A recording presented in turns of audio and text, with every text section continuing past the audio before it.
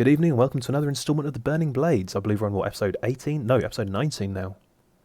Wow. Been going for a long time. So, last week, the party, arriving at Baldur's Gate, quickly discovering that the tight streets and the tight and busy streets, they didn't really allow for mounts inside the city, so travelling around the outer city, you found a tavern, the Vulgar Goats, where you're able to stable up, carefully transport the eggs up to the room where they would be safe. Grischnak and Cal, you met with... I should say Grischnak, because Cal might be joining us later, but present is not here. Something to do with work. You found a group of bards, and were able to make friends with them, as well as spin them a few tales of your exploits so far. They seemed interested, looking like they might have added some of your feats to their repertoire of songs. You might be making a bit of a name for yourself soon. Godric, you went off in search and see what you could find in the outer city. Turns out not a lot, but you were able to buy some ores. You eventually, those of you who are still at the tavern, you're interrupted by a young female half-elf who introduced herself as Hemi, and identified herself as being a Harper agent, who'd been contacted by Leosin, or at least her superior had been contacted by Leosin, and she'd been sent to intercept you, give you a little bit of a warning, a bit of a heads up that there were many cultists in the city at that time, and try and help you in your goal of keeping these eggs away from the cult. She impressed upon you just how big a deal it was that you had robbed these eggs from out under the cult's nose, severely hampering their negotiating ability when it came to recruiting more dragons to their cause. Kind of made them look weak and incompetent, essentially. She was able to introduce you to a very, very elderly elven wizard named Thessalia, who seemed to be some kind of divination wizard, quite blind, quite mad, quite cantankerous and grumpy. But through a little bit of persistence, you were able to persuade her that you were worthy of her time and her efforts to help. Turns out that she'd actually been to Brindenshire long ago during her adventuring career, and she was able to teleport you straight there. Although she's going to have to do it in 2 trips because there are quite a few of you. She can only transport up to 8 people at a time, and the eggs, being little lives inside their armoured shell, technically do count as creatures. So, we ended last session with Gortrek, Cal and Rhogaar being teleported to Bryn Shander along with Sif and Moonin. It's just the 5 of you, wasn't it? Yes. Yeah. And then the rest of you, Ruari and Grischnak, you stayed behind in Baldur's Gate, along with the eggs, along with Butthead and Ramsey, and with loose instructions from Godtrek on what to try and find in the city the next morning before Thessalia is able to teleport you guys to join up with your comrades. So, if there's anything particular, Rhogaar or Gortrek, that you wanted to do, like upon Olga has just left you, she's just bamfed away after leaving you in the snowy plain overlooking the walled city of Bryn Shander. It's about 11 o'clock at night or so. Luckily you're in the same time zone as Baldur's Gate. You're on the same latitude. Is it there's a latitude or longitude? Yes. Yes, that one. You're in the same time zone because you're on that same strip essentially of Faerun. So it's late at night. It is dark. It is very cold. Although Rhogaar, you are quite used to this. Godric, you're somewhat insulated in your armour. Cal does not look too impressed. He's a bit quiet. He's looking a bit grumpy. Obviously, someone so affiliated with the Flame as he is, not going to be too impressed by this kind of cold.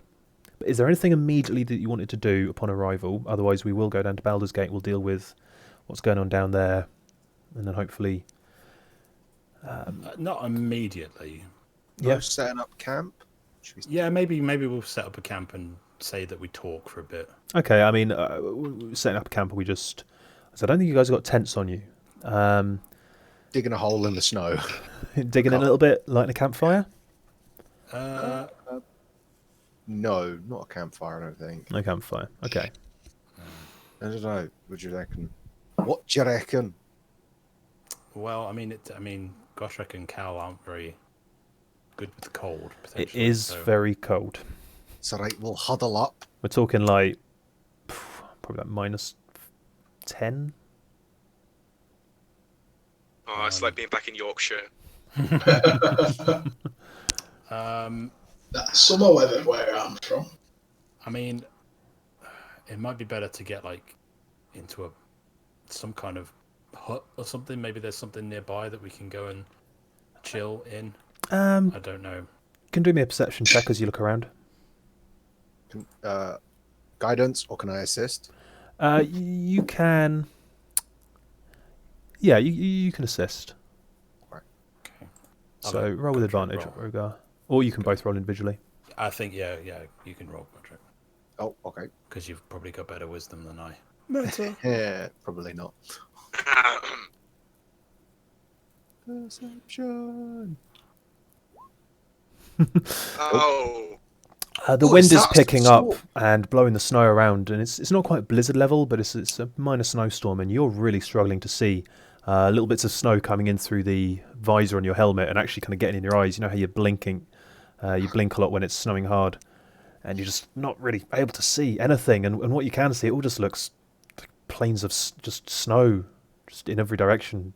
Really hard to make out the contours of the land. Rhogaar, you're accustomed to this. This is your homeland. You grew up here, and casting your eyes around, you are able to spot there is a fairly sizable snowdrift, just a little bit off. I'd say just a little bit east of where you came in. You know, it's a little bit of a trudge through the snow to get there, but it is against the wind, and you'd probably be able to shelter somewhat underneath it. You'd be out of the worst of the wind. Yeah, I think we'll do that until we can. Not for the full 8 hours, but at least for some time. While we just, what the fuck are we going to do? Okay, so as Rhogaar, Gotrek, and Cal trudge over to this snow bluff, I think I'm using that term right, and start kind of digging yourself in a little bit. What was the consensus on the campfire? Yes or no? I think yes. Once we're dug in. Okay, yeah. Yeah, Start going somebody about say trying fire. Oh, We have a wild callop here. Perfect. So while Gotrek and Rhogaar set about getting comfy, Rhogaar kind of giving a few pointers to Gotrek on how to work the snow around them without causing any kind of cascade.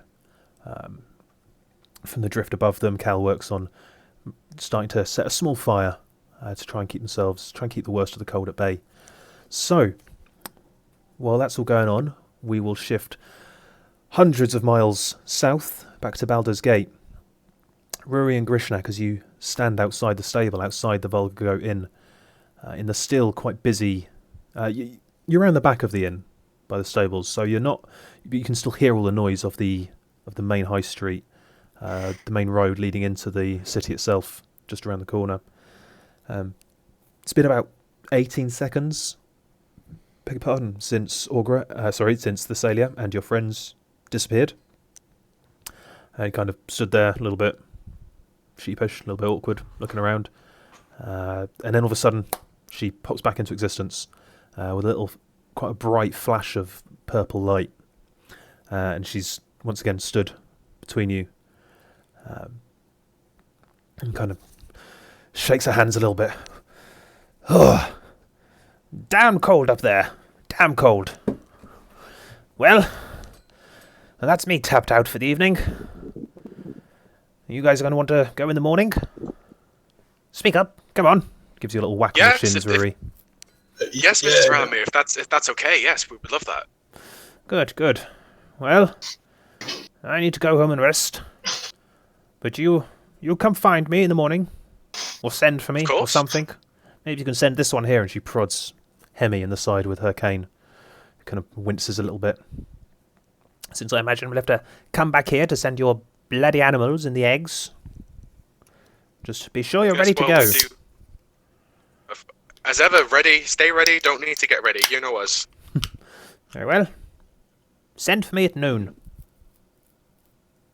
And with that, she turns to Emmy. Come on then, you. Walk an old lady home. Chuckles to herself as she doesn't wait for a response, just starts shuffling off. There's a bit of a shuffle to it, but more confident than most people. More confident than most people with a cane. You sort of get the impression that the cane is almost there as a... not quite to create an illusion, but certainly to throw people off. Seems more strength in her bones than might first appear. With that, you are left stood outside the stable of the Volga Goat.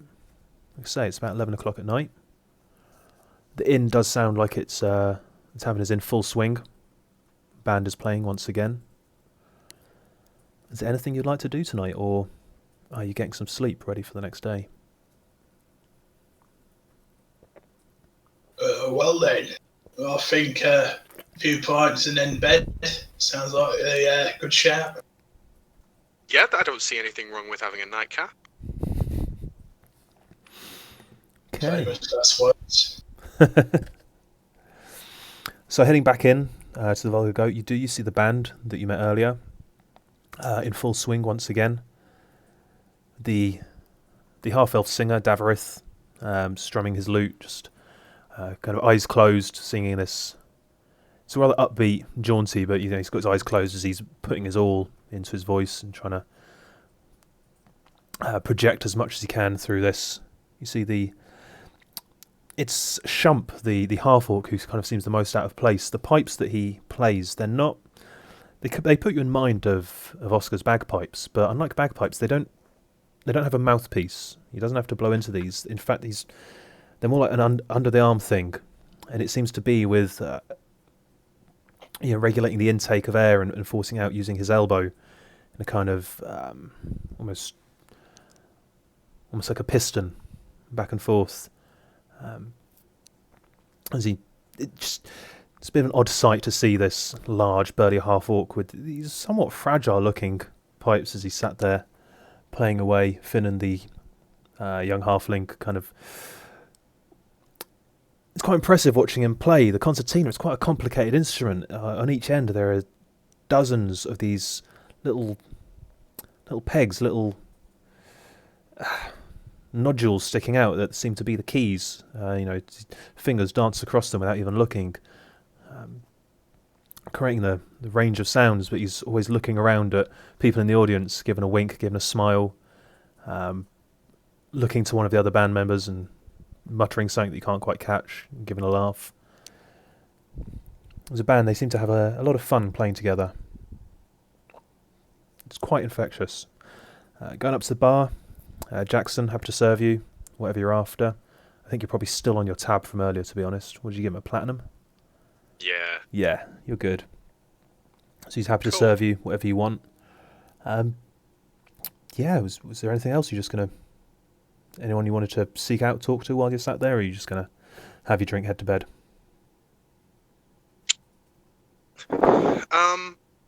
Probably...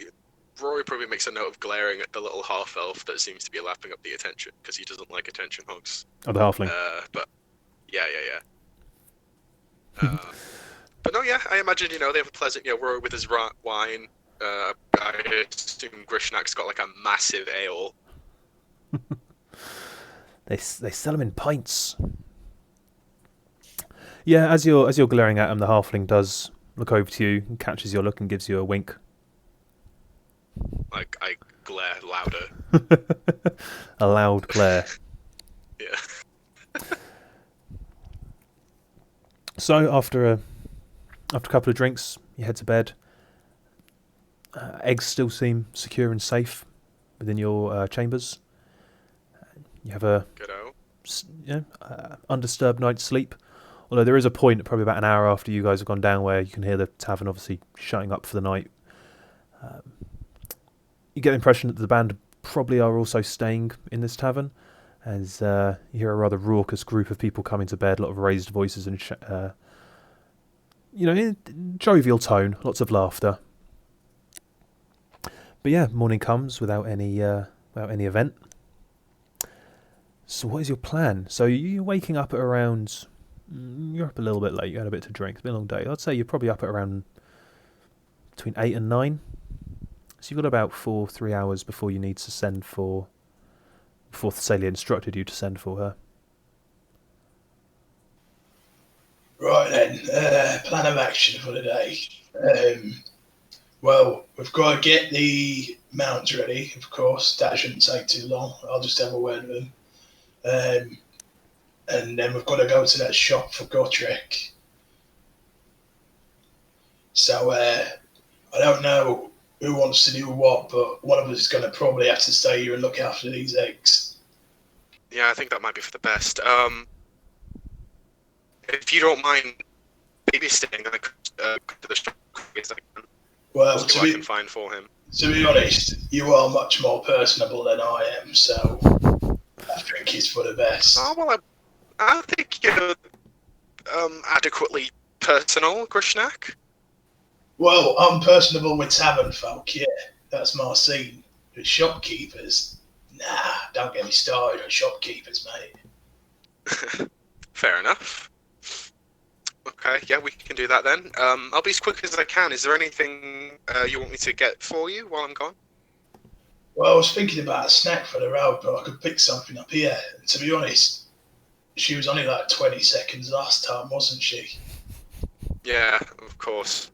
Doesn't seem like a long process. Actually, now that I think about it, maybe we should get some sort of, like, magical... Maybe they'll have, like, magical fire at this shop Gotrek wants me to go to, and they can keep us warm in Princhandra. Yeah, I mean, that sounds like a good idea. I mean, I've got a big bearskin coat, so I should be okay, but, Yeah, you know... cool, okay. Do you think we should get her something nice to say thank you as well? To the wizard? Well, yeah, she's done us a solid, really, hasn't she? She has, yes. It's just... I'm just having trouble trying to think of something that she wouldn't already have. Well, it don't have to be anything big. A gesture. So, like, wine? Flowers? What do you think? Yeah, wine or flowers? Okay, I'll see if they have any wine flowers. So, Rory, then you're heading into the city. Yes, please. Let's get us on to the Baldur's Gate map. Right, we can probably clear the yellow line showing your journey the night before. So the little blue dot was the magic store that Gotrek pointed out. But are you just heading there, or did you have somewhere else you wanted to look as well? I think Rory's still sort of like inwardly bitter about Baldur's Gate being the second biggest city compared to Waterdeep, so he's probably just wanting to go straight there and then leave, to be honest. Okay, so it's a very short walk then from the Eastern Gates to get to this shop. So Sorcerer's Sundries, as the sign over the door proclaims the name to be. It's a tall, round building, and it does stand out amid its surroundings. It has a domed roof that appears to be made entirely of multicoloured stained glass. And as you step inside, it lights the inside of the shop as if a rainbow was shining through. The shop floor itself is decorated with opulent furniture. There's some rugs and silk curtains hang across the back, creating like a sectioned off part of the shop. Along with the left-hand wall, as much as obviously the walls curve on the inside.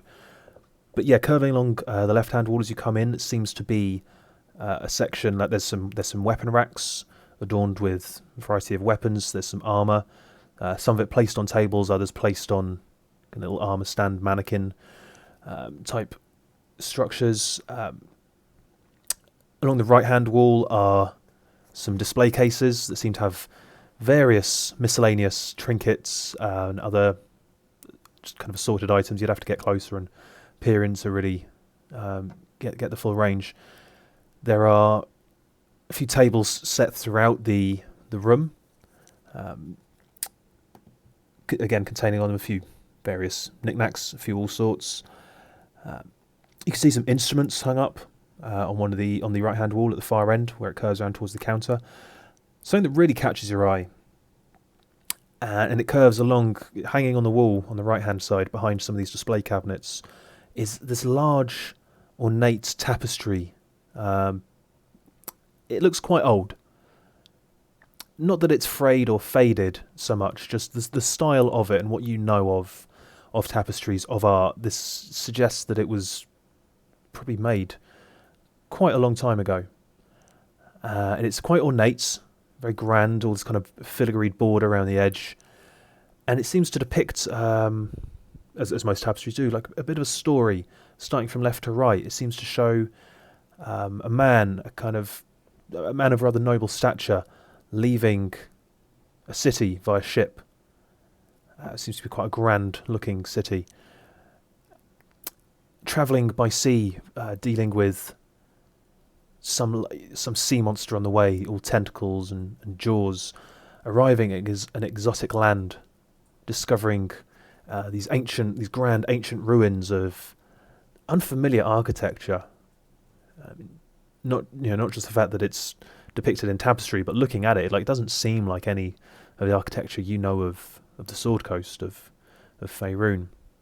And finally, returning to this city with various wealths and riches, and the city then being shown to grow in stature, in grandness. Scattered elsewhere around the room, some of the tables have various tomes stacked upon them. It's a little bit... The overall impression that you get of this place is that somebody tries to have a bit of order and structure to everything, but it's a little bit out of control. It's a little bit chaotic, and you get the feeling that some of the stuff looks like it just literally kind of gets dumped where there's space. Sitting at the back of the shop, behind the counter, is a relatively slight copper dragonborn. They look a little bit in their later years, and they've got these kind of little half-moon eyeglasses resting across their snout. And they look up at you, taking a long draw on a pipe, kind of regarding you shrewdly as you enter. Yes? Can I help you? I would hope so, yes. Hello, my name is Rory. I've been sent by a friend of mine. He's a bit indisposed at the minute, but he's a wizard. He's a magical caster, and he's asked me to surprise him with something from your shop. I see. Well, you have certainly come to the right place. Sorcerer's Sundries is the most eminent emporium of magical goods within Baldur's Gate. Well, she stands, and she's a little bit short for a dragonborn as well. She's wearing a long flowing robe of many colours, rather fancy cut of fabric, and she comes around the table, comes and stands before you. I mean, she's short for a dragonborn. She's still taller than you. My name is Ithia Grimscale, and I am the proprietor. And any assistance you require? You wish to browse, or maybe I can give you a rundown of what we have. What kind of thing is your friend into? He loves. So he's a man of the forge, and he also loves to enchant his own weapons, the things that he makes. Do you have anything that may assist him in that regard? Well, if he's interested in enchanting, obviously we have various trinkets, but if he's used to making his own stuff, then that might not be so useful for him. But we do have... Now, where did I see it? She bustles over to one of the tables that's covered in various tomes, and she kind of you start to understand why this place looks a little bit messy, as she just kind of picks books up and glances at them and kind of half chucks them aside. back onto the table. Just kind of says like, no, where is it? I know my sword, not that long ago. Ha! And she picks up quite a large, heavy tome, turns around and presents it to you. You can see scrawled across the front in rather old script is the words "Secrets of Enchanting Revealed." Now, this came into my possession not all that long ago, actually. I must admit, I have not read that much of it myself. It's not quite my area of expertise, but if your friend is in the business of enchanting, he could find this quite useful. Wow, yes, I think he would. How much is this book? This book, it is more of an instructional manual. It doesn't contain any actual magics or such, so I could part with this for maybe 14 gold. Yes, that seems fair to me. Wonderful. Well, I'll give her 14 gold straight away. very well, thank you. As you do so, actually no, because you're taking the gold from the bag of holding, correct? No, I'm paying out of my own gold for this. How much gold do you have on you at the moment? Basically, what I'm getting at is how big is your money pouch? How fat is it I right have now? 2,000 gold. So you've got quite a Very fat money personal pouch. question. Yeah. I've got a big beanbag. It's a deeply personal question. Yeah, her eyes, Big as you beanbag boy. take the gold out and hand it over, and she passes you the book, but you notice her gaze doesn't leave your gold purse as she hands you the book. So is that all, or were you after something else, maybe something for yourself? I see you are a player, gesturing to your mandolin. Might be that we I am have a player. something that could interest you. Your own talents, or How so? Do you have many bards shopping here? from time to time. As you can see, we have a few instruments in stock. See, yes, I am quite attached to my mandolin, I'm afraid. It's more, personal. Sentimental. Very well, very well. Exactly, yes. There is a hint of disappointment in her voice. Well, should you change your mind, we do possess a few rarities. She points towards this rack where there's a few instruments hanging. What really stands out is a large lute that has carved, not so much carved, embossed in what looks like gold leaf. At the base of it, two howling wolves kind of looking towards the fretboard. I'm probably going to get musical instrument terms wrong here. That's alright, mate. And then with two swans where the neck meets the body of it, two swans with their wings curved upwards, all embossed in gold leaf. What you lay your eyes upon there is the DOS lute, a most wondrous, legendary artifact. How so? Well, a skilled bard who is in touch with the magical energies may be able to cast various magics simply by playing it. The ability I can to... do that anyway. yes, but this... it holds quite a lot of power within it. I can see you're not interested. Never mind, you probably couldn't afford it anyway. Seems a little bit impatient. Well, as you can see, we have various weapons and armors. We have a few miscellaneous items. We have many scrolls. Oh, actually, now that I think about it, you wouldn't happen to have a scroll of awaken, would you? A scroll of what? Of Waken? Awaken. It's a spell. Let me see. She goes over, rather than going over to the display cabinets that seem to contain the scrolls, she goes over to her counter and starts thumbing through what looks like an inventory list, like kind of a manifest. Awaken. Well, it says we do have one in stock, yes, but Sorry, getting a lot of. I think that's coming from you actually. Can't do anything with that. Okay. yes, we do seem to have one in stock somewhere. If I can just find the damn thing. Bustle over to various display cabinets, kind of poring over each one. Yes, here. Pulls one open. Opens one up, pulls out a scroll. Yes, we have a scroll of Awaken, if you are interested. Yes, I'm interested. How much would the scroll be?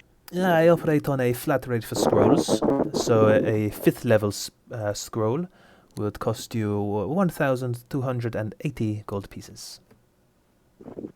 Course it would. Okay. So let's put that on the maybe pile for now. Maybe pile. Maybe pile. Do you happen to have any ever-burning fire? Is burning fire? No, I do not believe so. Any sort of amulet of cold protection, anything like that? We do have something like that, yes. Come. Getting quite a bit of feedback coming through your phone there, buddy. Don't know if there's anything you can do about that.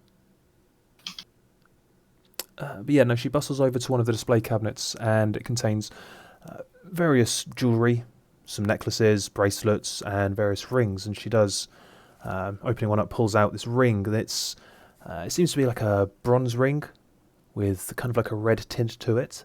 This is a ring of warmth, and it should give you that which you are seeking.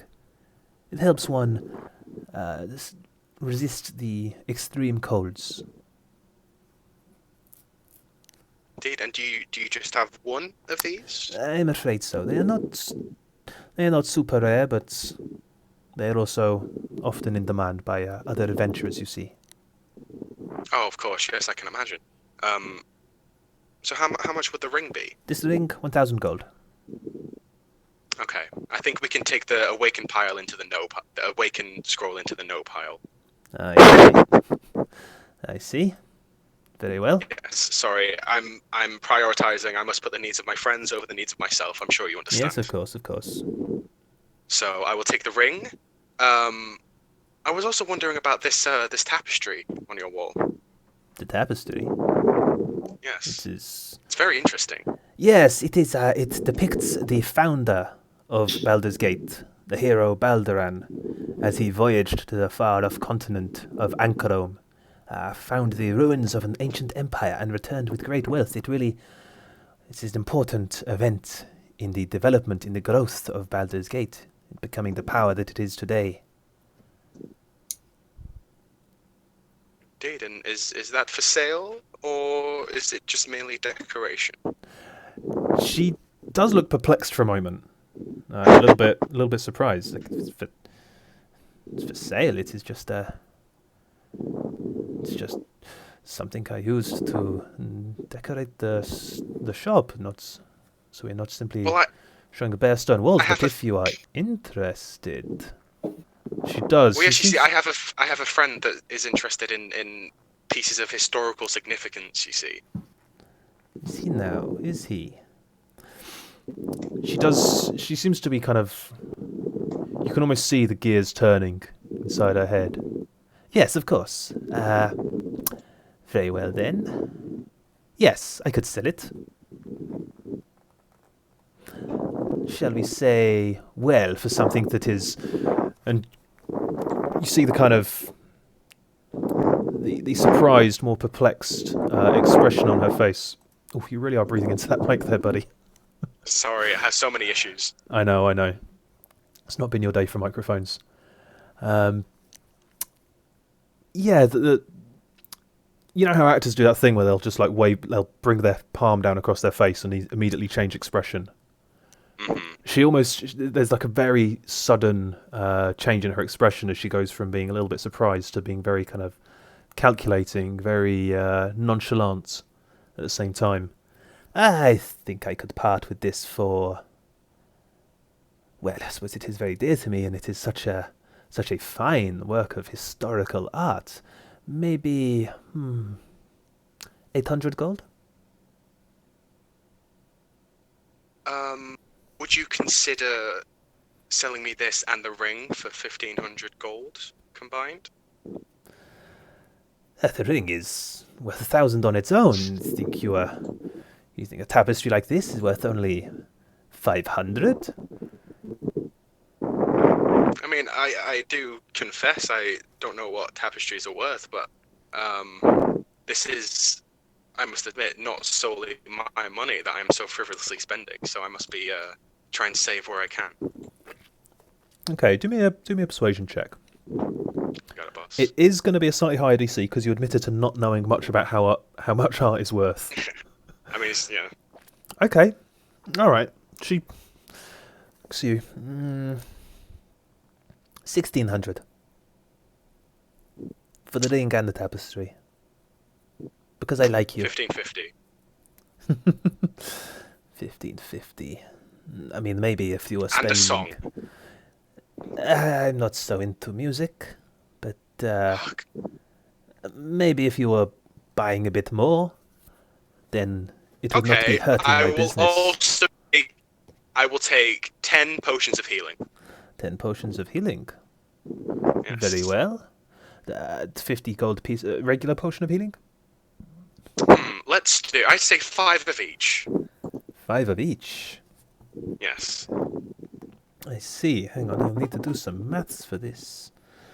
That's okay, take your time. I'll just like look at myself in a reflective surface, fix my hair. 5 potions of regular healing. That will come to 250. Uh-huh. Hang on, I can't do maths that big in my head.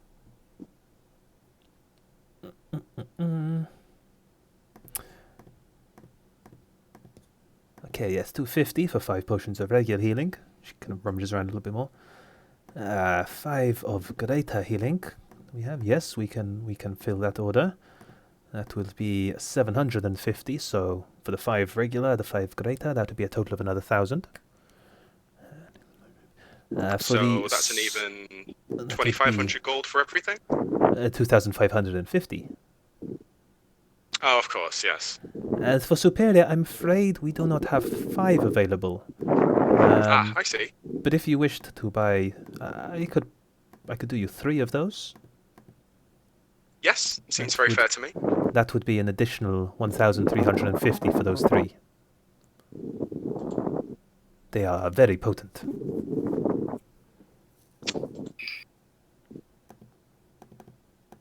So what is the total gold here? For the ring, For all of these? the potions, and for the tapestry as well, if we have a deal, that will come to 3,900 gold.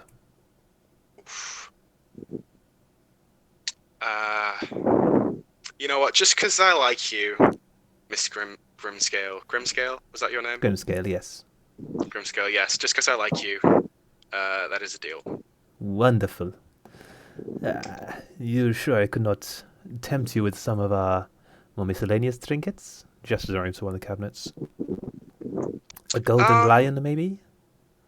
A bead of force? I think I'm okay. Me and my friends may return at a later date when we have completed our mission, but for now I think time is of the essence. Very well. Very well, you may return in future when you have more gold to spend. I will look forward to it. I'm sure you will. I'll give her a very formal, draconic farewell right as I leave. Oh, as you're handing over the money and gathering together bits, she kind of claps her hands. Bertram, come here. And a young male human comes out from behind one of the curtains, one of the silk curtains that hangs behind the counter. Looks a little bit nervous, a little bit sheepish as he comes out. Yes, Ithia? This gentleman has purchased the tapestry. Will you please retrieve it? Roll it up for him. So as you go about paying and collecting the items that you have bought, she begins to. So this chap brings down the tapestry, begins rolling it up, and gets like a fine bit of,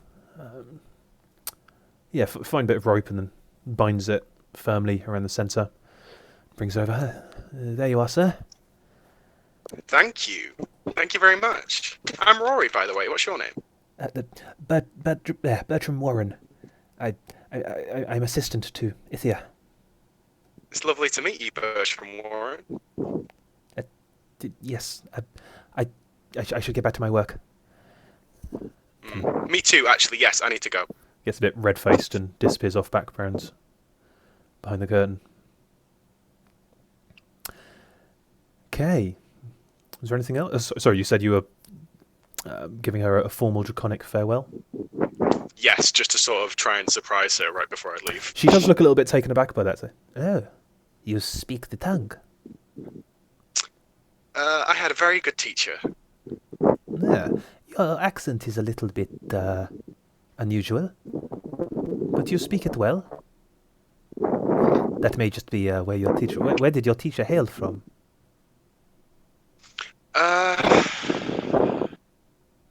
I'm afraid I have no idea. But we both called Waterdeep home together.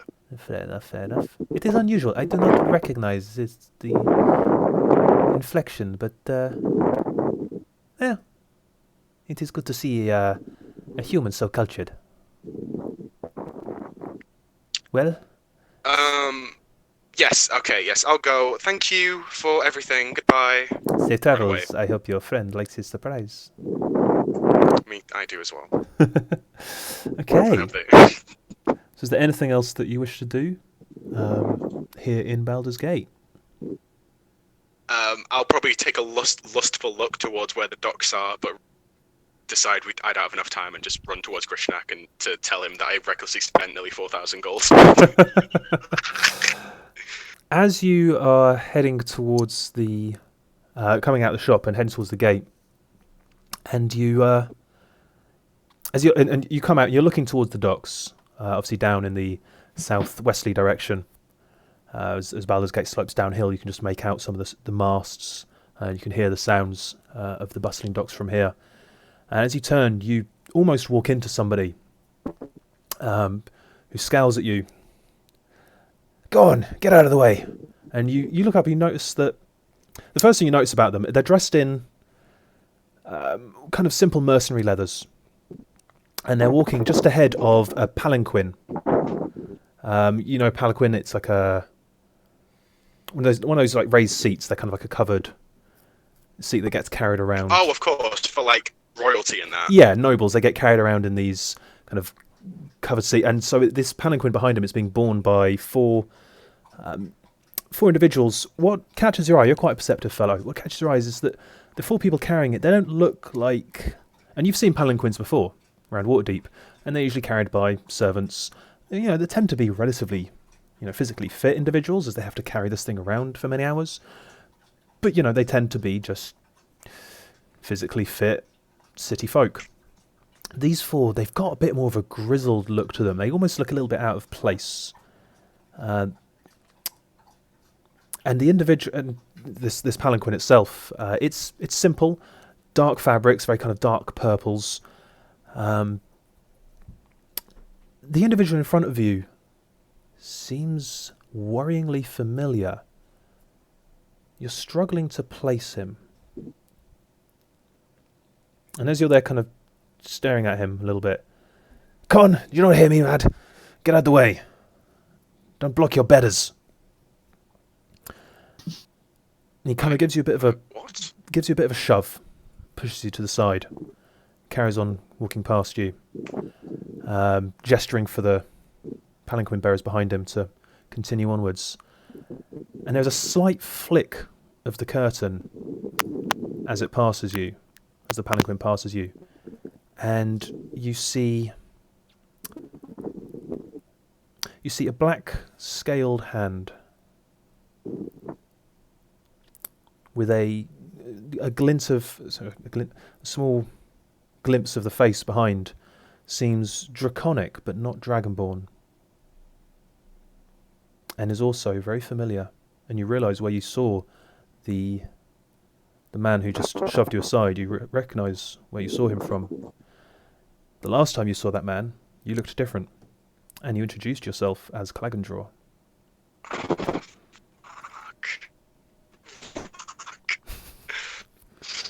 They carry on past you. They don't give you another look. And the figure inside the palanquin, this familiar figure who I think Ruari would now recognise, this seems to be Resmir, the Black Worm Speaker of the Cult of the Dragon. Doesn't seem to give you another glance. You know, it's literally sort of a little flick of the curtain looking out at you and then pulls it back across. And the palanquin continues onwards. They don't seem to give you a second look. I immediately start back up slowly, staring at them walking away. like in between two buildings or something, just like getting around a corner. Okay. I mean, like I said, there are many alleyways and such that you could duck down. Yeah. If you wish. And then just peek around the corner to make sure they're still walking away. Yeah, they just carry on down the main way, heading further into the city. Okay, and then I'll run for the safety that is Grischnak. Okay, so you start heading rapidly back to the Vulgar Goat. Grischnak, back at the Vulgar Goat, what have you been up to? So he just went downstairs and got 3 breakfasts. Nice. Grishnak's Parent hungry. a dog, as you do. Yep. And that was it, and he just stayed and watched eggs. Okay, so you just come down and just been sat downstairs in the tavern.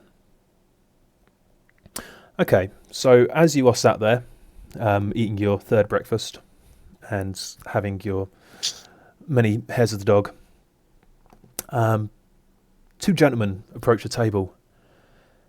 Excuse me, chum. I don't suppose could we sit for a moment?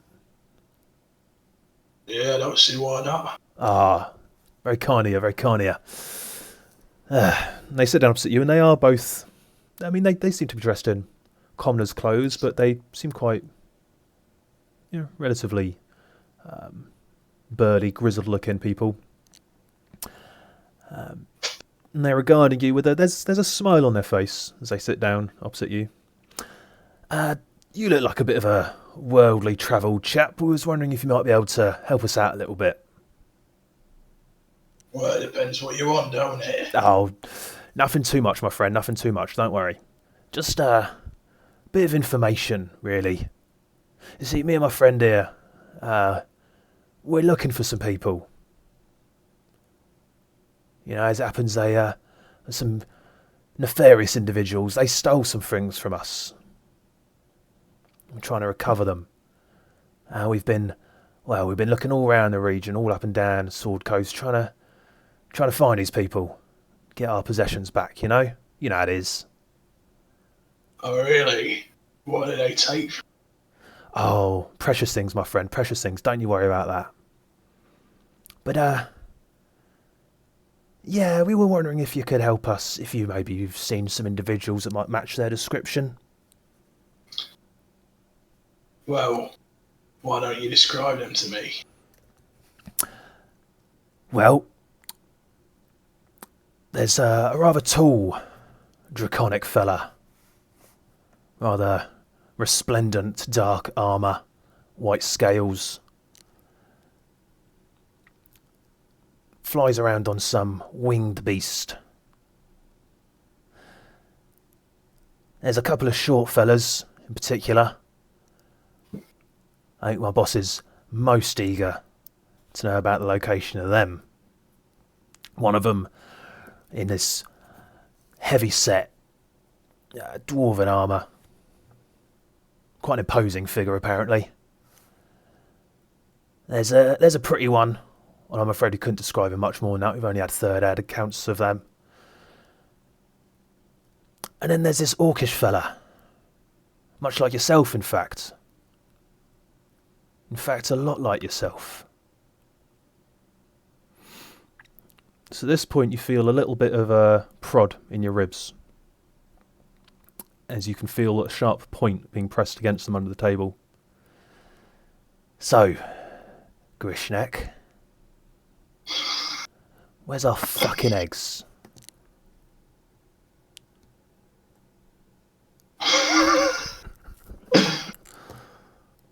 Grishnak just smiles, goes into a rage, pushes himself onto the blade like a mad fucking bastard. Okay. As he does, reaches for his axe and takes a swing at the one with the blade as quick Okay as he then. can. So I'd say then you automatically are going to take a little bit of piercing damage That is fine. from that. Okay, so you're raging, so you're going to take 4 to 2 points of piercing damage as you suddenly pushing the table into one of them and leaning into the one poking the sword into your ribs, taking a little bit of damage from that. Yeah, make your attack roll. You going reckless? Of course. 21 definitely hits Okay. for 16 points of slashing damage. So as you lean into him with a bellow, just reaching over your back and bringing up your massive axe in a big overhead swing, bringing up your second arm to grab the haft as you bring it down, giving it that extra bit of oomph. And you cut deep across this man. He actually falls backwards off his chair and is knocked prone on the floor. A massive gaping wound across his chest. He cries out. That was a pretty significant blow that you just dealt him there. Okay, roll me initiative, please. Do I get my second attack still? Or? Yes, you would, because they weren't quite expecting that. Okay, so I'm going to go for his mate. Go for it. Yep, definitely hits. For 19. So this guy, and he's thrown off balance by the table being shoved into him, and he's not even able to get up out of his seat. You cut him deep across the chest. He also goes over backwards, sprawled on the floor. He kind of, catapults backwards over the table. Okay, yep. So if you want to roll me initiative, 19. In fact, we probably don't even need that up, to be honest. This is going to be a simple one. I'm going to say they've probably got... Yep. So they got an 8, so you're up again. So you've got these two prone figures sprawled on the tavern floor. Everyone in the tavern now is kind of... There's only a few people in this morning, and they mostly look like wagon drivers, stable hands, the little scowling gnome who's been... you met the night before, who was kind of walking the floor, wiping some tables down. So, Jesus Christ! What the bloody... Jackson! And starts going and running off as everyone else is suddenly clearing space around you. So the one with the knife, he was the one who was talking, wasn't he? He's got a short sword. No, the other one was the one Short talking. sword. Right, so I'll go for the one who had the short sword first. Yep, so he's kind of on the right, your right-hand side. Yep, that'll hit. Okay, so he doesn't seem quite dead, but here's there gurgling on the floor there as he's got guts spilling out from the 2 deep cuts that you've left in his abdomen. Okay, I'm going to try and finish him off. Yep, go for it. Yep, that hits. Okay, and as he's there trying to watching as his intestines start to flow out through his hands, between his fingers, and he just looks up in time to see his axe coming down, straight cleaving his face in half. He lies there on the floor, blood pouring out of this wound on his chest and his face split in half. The other one is going to get to his feet, and he's going to, eyes wide with fear, he's just going to start running to the door. And I'd say he gets, let's see, 15 stand. Yeah, gets the door, flings it open, and starts running out down the street. Oh, what a shame. I'm probably faster than him, aren't I? Let's see, he's gone... He action dashed. So that's 50. He's gone total of 45. 45. Oh. Okay. What a cunt. You could knock your axe at him. Yeah, well, I've got javelins. What I'm gonna do, I want to get within throwing distance of him, could I try and do a disabling shot with javelins, try and take out his leg? Okay, so as you step out of the tavern and turn, you see him trying to run as fast as he can while clutching at his wound down the street. And you size up taking a javelin from your back and kind of sizing him up. I'd say you want to aim at his leg would be a disadvantage, but if you want to go reckless... Oh, can you go reckless on a ranged attack? Can't go reckless on a ranged attack. Can't. Yeah, I would say this will put you at disadvantage if you're trying to aim it. Especially the legs of a running person. But you can give it a shot. Do it. Yeah, let's do it. So disadvantage with the javelin, please. 16 does hit. Oh, So as you kind of size up and hurl the javelin, and it goes. I mean, he's not armored or anything, so that does help. And you just see as it just goes clean through his thigh, and he lets out a yelp, kind of falls to the floor, trying to get to his feet, but he just can't as this javelin is pierced through his leg. How much damage do you do to him the first time? It was the 19. Yeah. So then 19. Yeah, he's not looking in good shape. He's quite pale. There's a lot of blood coming out of this wound in his leg here. Okay. Well, does he get another turn or? Like I say, he's trying to stand, but he just can't. Okay, right. So I'll go over to him, Yeah. and you've seen me do this before. I'll drag him back into the pub by the javelin. And he lets out a scream as you start dragging him down the road, leaving this trail of blood behind him. And people are just clearing to the side now. I mean, a tavern brawl is not an unusual thing to see in Baldur's Gate, but this is kind of next level. We can never come back here. And you see a few people starting to run off. Here's someone muttering about, "This is blood outrage. Someone called the guard." As you're dragging him back towards the tavern.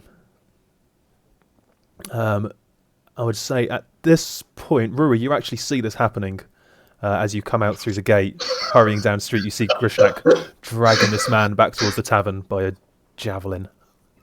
So in my head, I'm like, oh, I gotta tell Grischnak, and then I look up and I just see this blood on the floor. I'm just like, oh, I guess I'll follow him in. Okay, so you're dragging him back into the tavern. Yeah. Just as you get to the door, Bunyar, the little surly gnome who had just come to the door to look out to see what was going on, just as you round the corner. "Oh, bloody hell! What the fuck?" He started it. I just... we don't need no trouble here.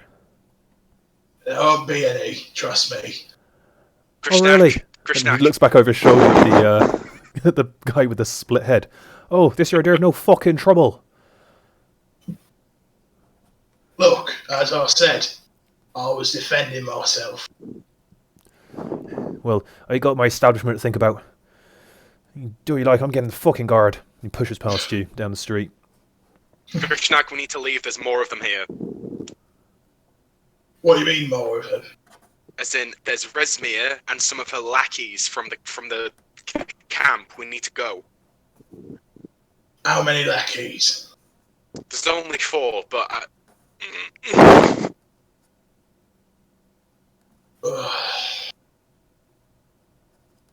Well, okay. You've got There's 4 that I could see. this guy on the deck just whimpering.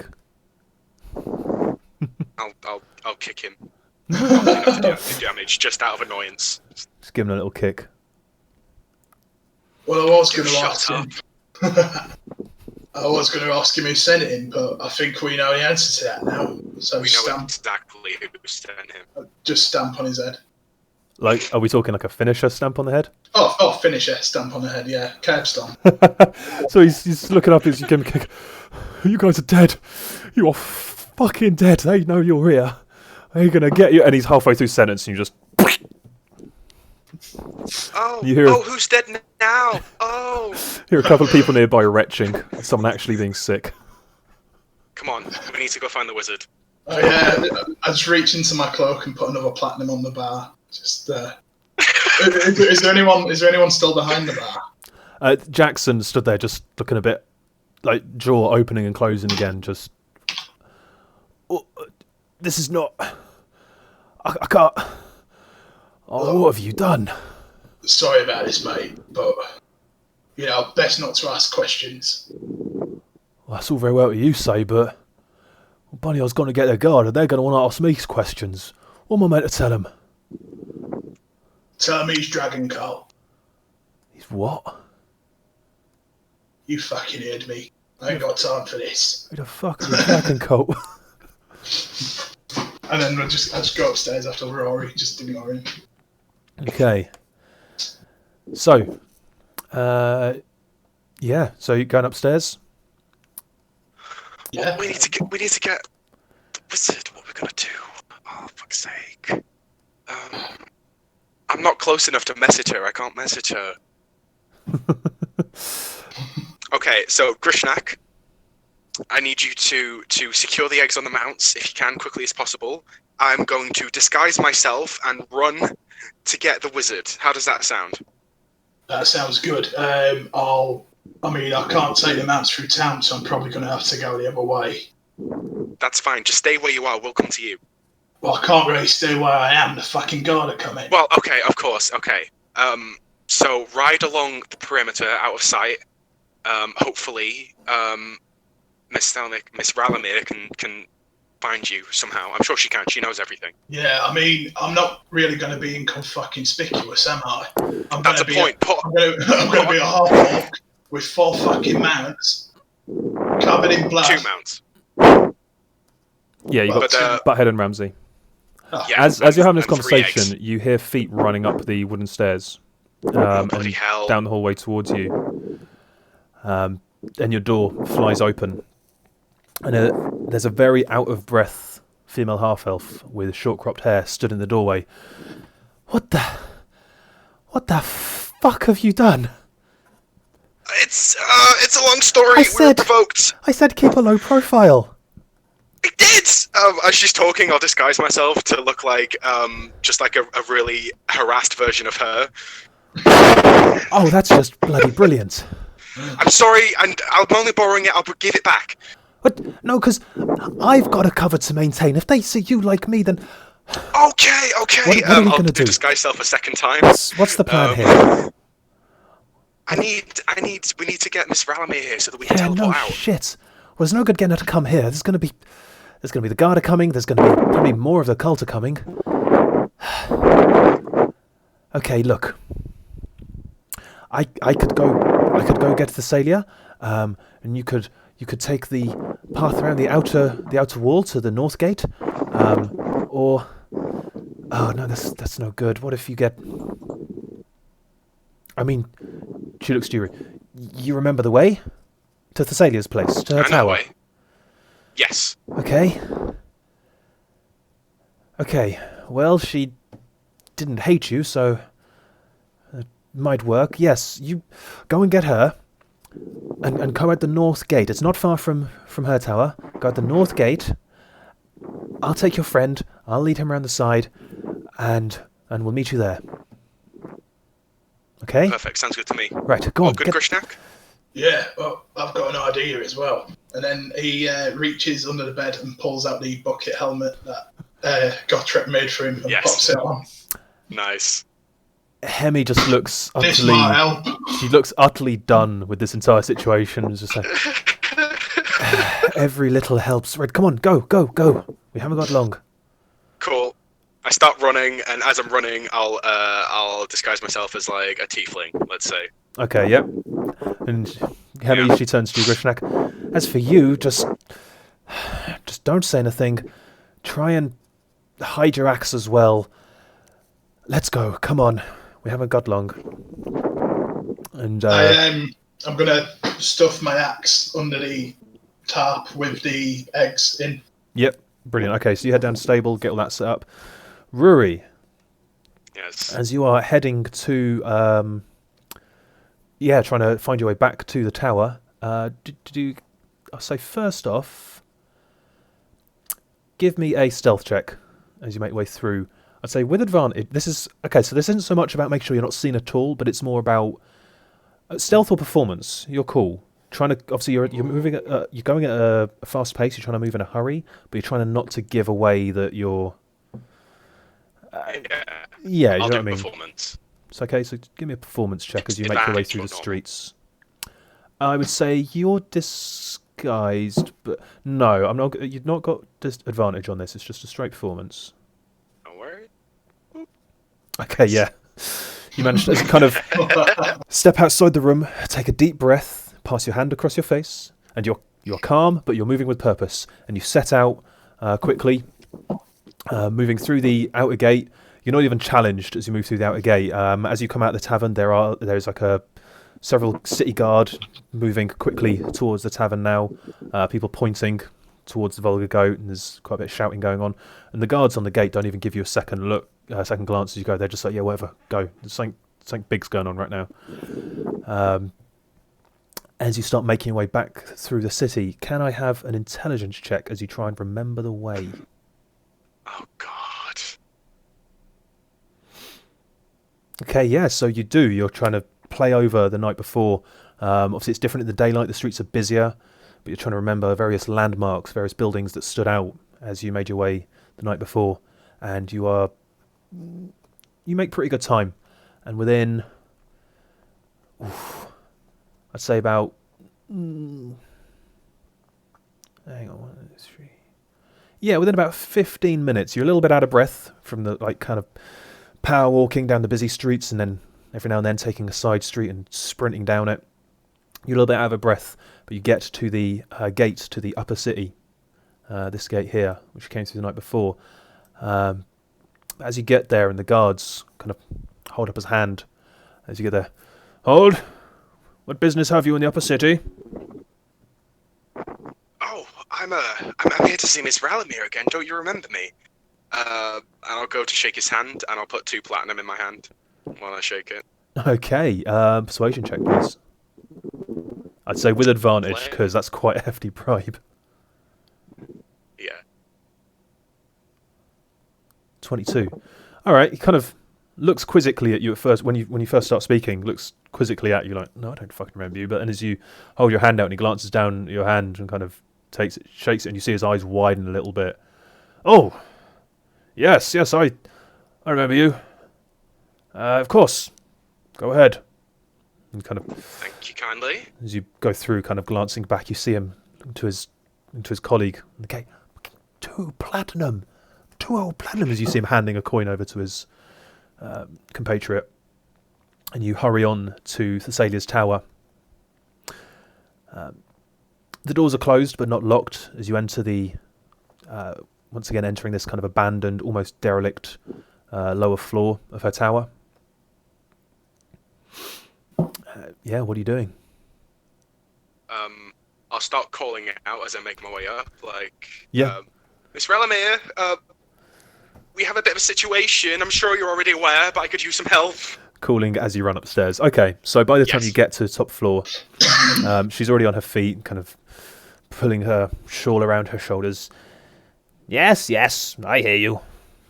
Don't need second sight to see this one coming, It's your friend for you. Yes, quite. That's what happens when you think with the edge of an axe. Anyway. Very amusing. Well, shall we go? Yes, rather. Please. Fine. Okay. Make your way down the tower and out towards it. And she is now leading you towards the north That's gate fine. down the main street. Come on, keep up. I imagine you're in a hurry. Oh, yes, very much so. Well, unless you'd like to stay entangled with more of these cultists. Not particularly. I must say, they're a lot more manageable when all they cared about was zombie dragons. Yes, I dare say they were. Well. Every adventurer must have their little quest, I suppose. Once in a generation No, we and all had our that. little quest. Our little quest was liberating Wave Echo Cave. This is astronomical quest. I was not prepared for this. I think Oscar had the right idea. He went home. He has a wife. He's going to have a child. And we're... let's just go. What's life without a bit of excitement? I have no clue. No life at all. you know how many people come to me asking to see their futures? I dare say quite a lot. Yeah, it's quite a few. You know how many of them are boring? Always so disappointed with the answer. Mm, Do you know what the answer is? no. They die. They all die, never Probably having less, gone less out of Shock's little laugh. never having gone more than a few miles from where they were born. That's most people. You ought to do something with your life. Mr. Elamir, that's very inspiring. Yes, well, In a morbid sort of way. you'll get to die somewhere interesting, far from where you were born. Oh. Okay. She seems quite cheerful with that. She carries on, coming out towards the north gate. Grischnak, Hemi has led you in a kind of... You can tell she's cross with you. She's not happy as she leads you around the this kind of rough beaten path that goes between the eastern half of the outer city and the northern half of the outer city. Leading you down. And again, the northern part is much the same as the eastern part. It's a lot of stable yards, a lot of taverns. And you get to one of the outer stables, about here. It's like, right, I think this should be a good spot. You wait here. I'll head towards the gate. I'll meet up with them and let them know where we are. Although Thessalia probably already knows. Still, better safe. Can I trust you not to cut anybody else in half? Look, it wasn't my fault. Yes, I'm sure. I'm sure you had no other way of dealing with that situation. Someone sticks a knife on me, I'll react. Whatever. Okay, stay here. Plus, it's 2 less collies in the world, ain't it? You realise how... Fine, I'm not having this conversation right now. Stay here. Don't kill anyone. I'll be back very soon. So, for the sake of brevity and kind of awkward waiting scenes, Ruari, as you and Thessalia come out of the northern gate, you do spot an impatient-looking Hemi waiting just at the little crossroads here. She kind of tries to beckon to all of you, face clearly vexed, and leads you over. Right, come on, let's get these two out of here, and then I can apply for a new bloody posting. I'm going to need to lay low after this. What if people have seen me and blow my entire cover? I'm Come on. I'm sorry. I'm very sorry. Oh, that's fine. I was getting bored of Baldur's Gate anyway. Yes, that's understandable. You should go to Waterdeep. Oh, no. Far too many enemies in Waterdeep. Anyway, come on. Telling me. So... Go ahead. Sorry. Mr. Alamir, just out of curiosity, What? Where was I born? Ha! That'd be telling. Well, yes, I dare say it would be. Just looks very confused as they keep walking. What's life without a few surprises, I think you want me to say no life at all? You can say what you bloody well want. Couldn't really care. Where do you think you were born? Well, I don't... In the Sword Coast, obviously. Maybe somewhere near Waterdeep, since that's where I was found. Yes. Why is that funny? You'll find out. Okay, let's just go. Gives you a wink. What? An old lady can't keep her secrets? What's the fun of knowing everything she if you've can. got to share it with everybody?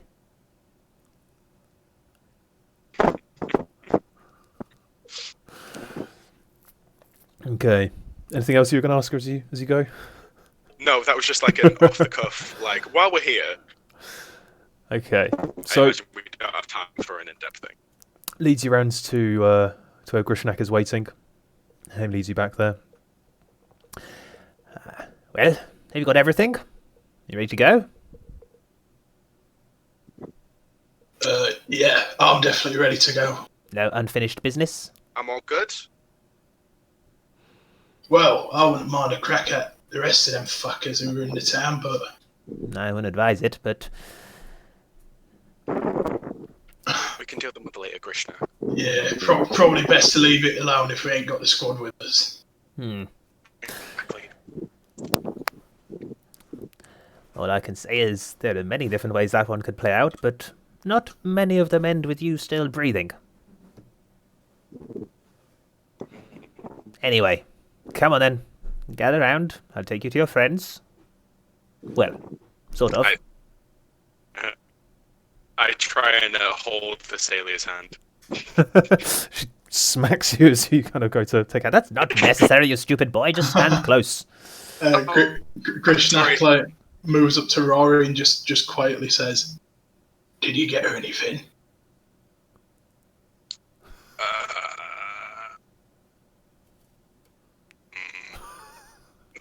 No. I'll go into the bag and I'll pull out my pack of playing cards. As you're in the process of doing this, she's busy muttering to herself and then kind of lifts her hands up and goes, "Right, I hope you're ready." And with a gesture, there's a flash of purple lights. You feel a rushing sensation. You kind of seem adrift in this sea of shifting lights, all in this purplish, bluish hue. Time seems to stretch out and take forever before suddenly abruptly coming to a stop. So, we will now go back in time, about 11 or so hours, as we rejoin everyone up north. So you've just managed to... You've set yourself up a little camp. You've got a little fire going. You're preparing to wait through the night for your companion's arrival in the morning. Anything that you're doing? Any conversations you're having over the campfire? Anything that you want to plan for? Or are you just getting ready to set watches and rest up? The city of Bryn Shander seems quiet down below.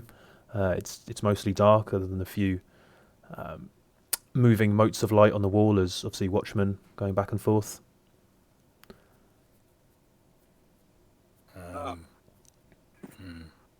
Rhogaar, what's this, your city like?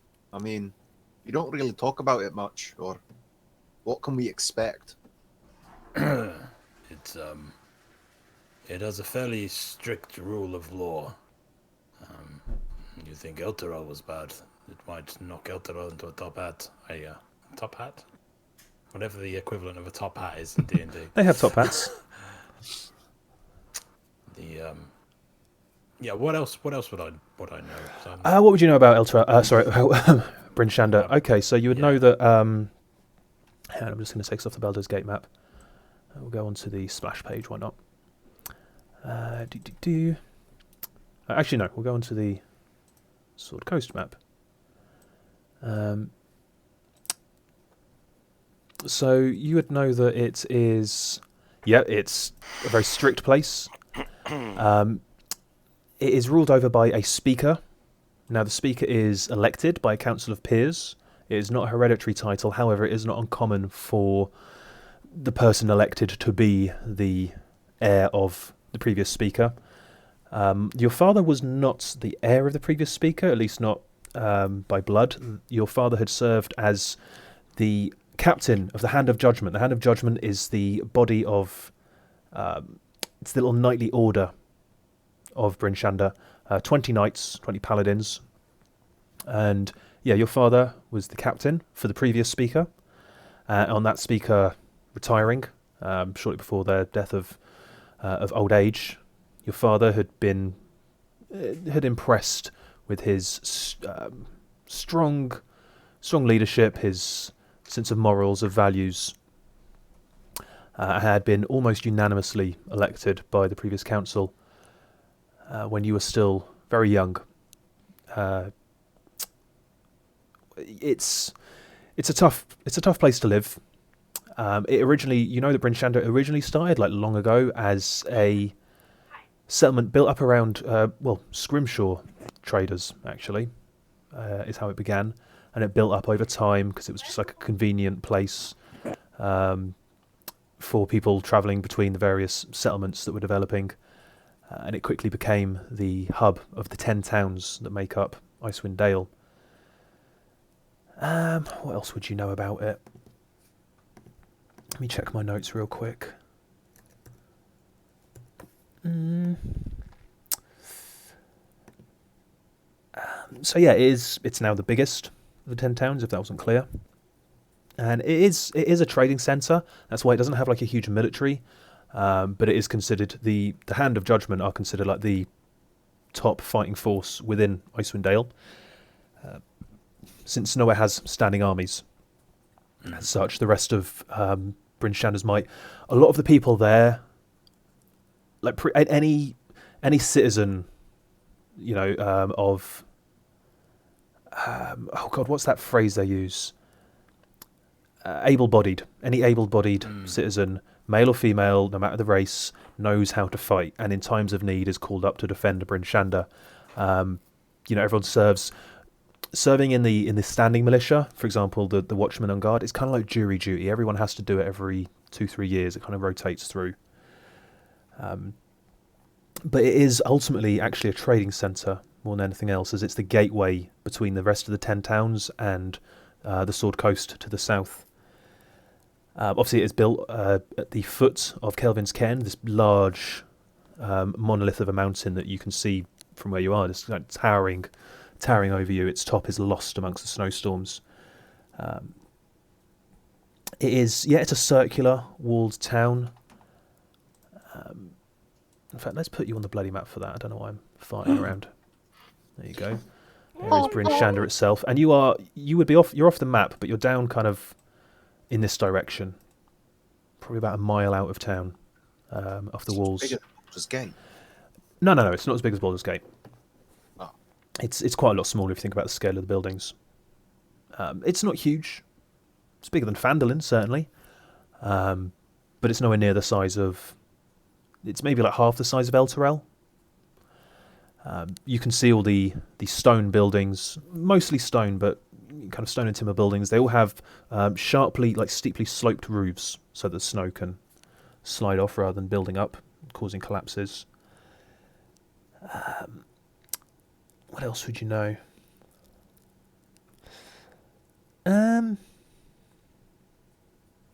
Yeah, I'd say that's about the most that.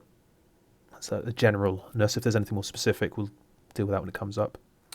Yeah, so I think Rhogaar would tell Gartrek all of that minus the stuff about his dad.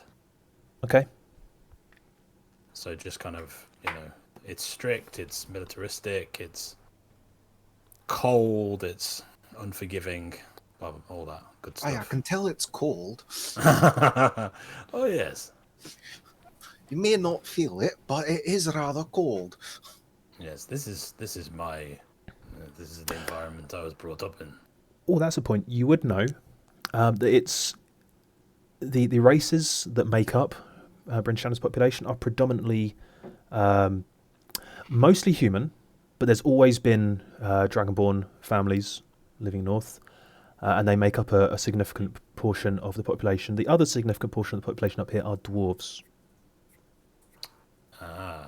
As Kelvin's Cairn used to, just off to the southeast of Kelvin's Cairn itself, is a place known as the Dwarven Valley, which you would know of, Gortrek, and I think Cal, you'd know of this as well, as many dwarves from Dwarven Valley, who settled in Dwarven Valley, did migrate to Mithril Hall when it was first being re-established, and then some returned back to their homes in Dwarven Valley after Mithril Hall had been liberated by Brunor Battlehammer. Oh, might see if we've got any cousins in there. Possibly. Aye, that would be quite interesting. Just what we need. More dwarves. Aye, exactly. But think about it. At least we'll get some, no offence to the rest of them, but some good dwarven company at least. Don't Oh, you think not being much. recognised might cause us problems right now? Especially somewhere we've never been before. Aye. Oh well, we'll see where it takes us. Yes. But I'm quite excited actually. But then again, I was excited about El Terrell as well, and then it was an absolute shit stop. I think Rhogaar's pacing, and he's clearly nervous. What's with all the pacing? You'll literally dig yourself a deeper hole. I've not been here in Don't know, 3-4 years maybe. Aye, what have you got to worry about? It's fine. You're with us. It'll be fine. It's more the manner of my leaving that is the worry. As you're having this conversation, between your own voices and the howling of the wind, you don't hear them till they're quite close. But you suddenly hear, and getting louder each second, the beat of hooves on snow coming towards you. Do we ready up? Do we Coming up the hill from the direction... Sorry, no, coming down the hill, rather, from the direction of the city. You turn in time to see 6 horses approaching. Each rider is clad in dark grey half plate. Not full plate. Sorry, all of them in half plate except for one at the head, whose helmet is sculpted in a rather grand draconic visage. You recognise this armour. You recognise the armour of all of them, but particularly that of the person at the head. So the armour is that of the Hand of Judgment, and the one at the head in the full plate with the draconic helmet, he is wearing the armour of the captain of the Hand.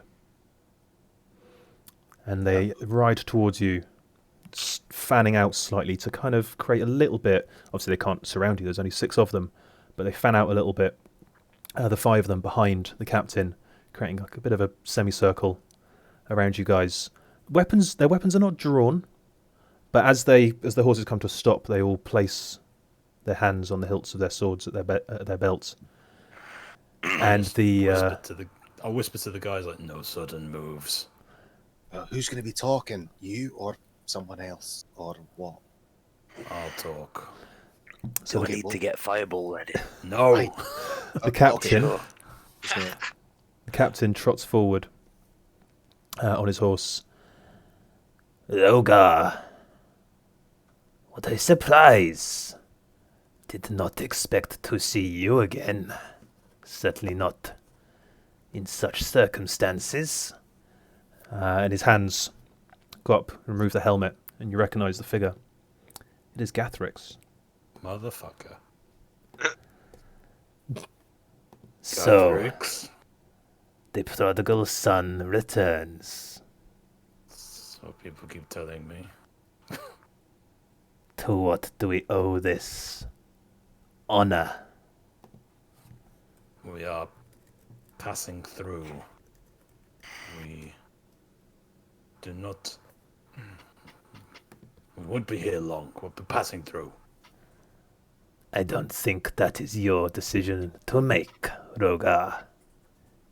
You and your friends will be coming with us. Now. What time is it? It's coming on midnight. Where are we going, Gathrix? Why? We'll just go up into Brenshanda. We shall go to visit your father. I'm sure he will be happy to see you. You don't have to do this, you know. Oh, but I do. Just It is my job. fine. I just got a quick question. Excuse me. Sorry. Who is this? My name's Gottrick Doomfist of Mithril Hall. First son of the Doomfist family. We've got some companions that will be arriving rather soonish. As you say this, you notice all of the 5 knights behind him do draw swords at this and start looking around. Right. I'm gonna No. kick Gottrick. Just... It's like, What is this, Rhogaar? We- You return with some thoughts of revenge? You're planning to start some kind of coup? We're just passing through. We couldn't all get here at once.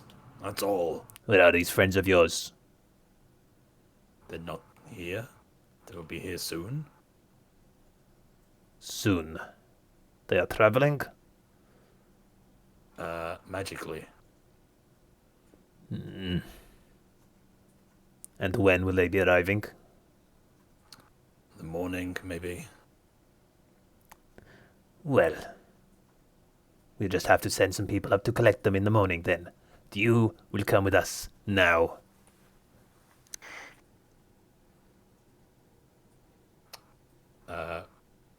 Just stand up and... Okay. See, that wasn't so hard, was it? I'll look back at Cal and Gottschalk like, please don't make this hard. I don't like it. I don't like it, Rhogaar. I don't like this either. Just don't worry. Nothing will happen. Everything is fine. Just listen to Gathrix saying through gritted teeth, and we'll be fine. Just gonna tut at that like, fine. So, are you carrying our luggage then, boys? As I'm gonna look at the other knights. Or are we gonna carry it? You carry your own things. We are Oh, not good. your porters. Gonna pick up the hammer and shield, just kind of put it together. Just fine, just establishing rules. Gathrix does glare at you. Just give her like a coy smile, like, yes. Problem? Your friends are insolent, Rhogaar. Why am I not surprised? I'm only insolent to the rude. And you're miserable. Rhogaar's a fine chap. What has he done? Talking to him with disdain. Looks back to you. You want to control your friends. It would be quite easy to transport them in chains and gags. Yes, of course. Gal, Gotrek, please just do not make this any more difficult than it needs to be. We will be fine. Very well. Fine. They take my masks, I'm not going to be happy. Hey, Cal, it'll be a fine. Don't worry. Do not underestimate them. Right. Men, form up. I wouldn't want any of them getting lost on the way. As he says this, the knights do form up around you, kind of boxing you in. Well, let us go. This motherfucker! I really don't like him. So, start leading you back towards, up the hill towards Bryn Shanda, up towards the southwest gate. Well, Rhogaar, it must be good to see home again after... What is it now? 4 years? 3 years? Give or take. I did not think I would be seeing it so soon. No, none of us did. I will wry smile and a nod, like, okay, cool.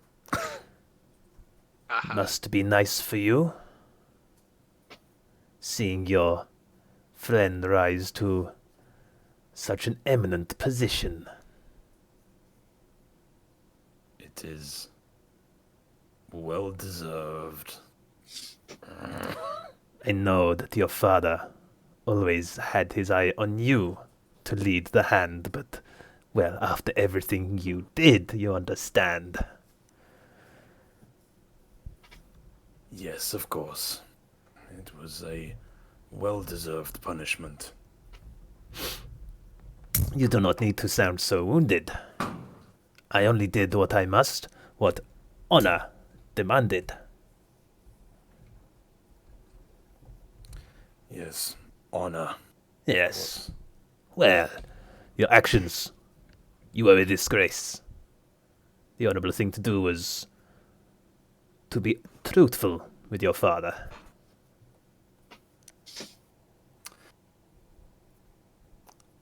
Yes, my mistake. And my punishment. He seems dissatisfied with your responses. I know he does, the bastard. Grunts to himself.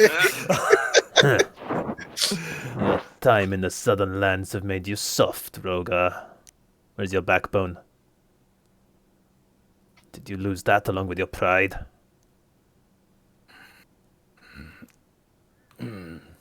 Just control. Just control. And respect. Respect. If only you had shown our lords the same respect. Maybe you would be in this position, wearing this armor. Instead, it is actually rather nice armor. Nevertheless, now I am the captain.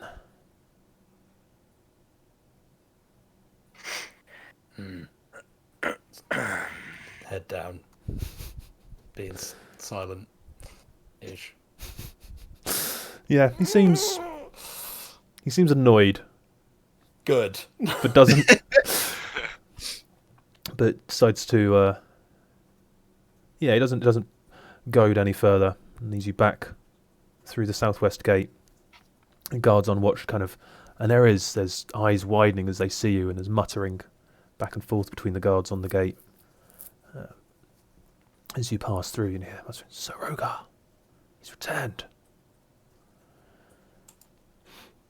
I'll try and keep my head down as much as possible. Coming in through the southwest gate. We will use a light blue for Rhogaar. For the Grimfrosts, Gathrix leads you through the streets towards the house of the speaker. I've Has marked he got there a for you. shame bell? No, he doesn't. As you come to the house of the speaker, and there is it's a little bit grander than the other buildings around it. Stone pillars rather than the plain wood pillars. But other than that, it's relatively unadorned. It's just a bit bigger than most houses. It's sitting up on a small raised platform. There's a few steps up to it, and has a simple banner hanging down above the main door, bearing the symbol of the Grimfrost family.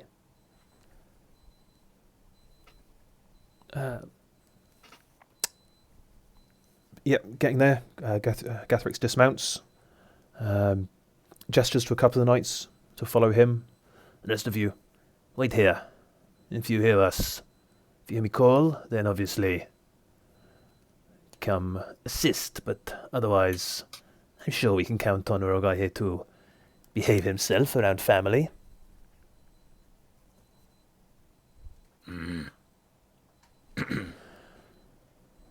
You coming, Rhogaar? Of course. Let us go. And he, knocking on the door, as it's opened by a servant, opens the door wide to allow entrance. You there. Go and inform Lord Grimfrost that Gathrix brings him a surprise visitor.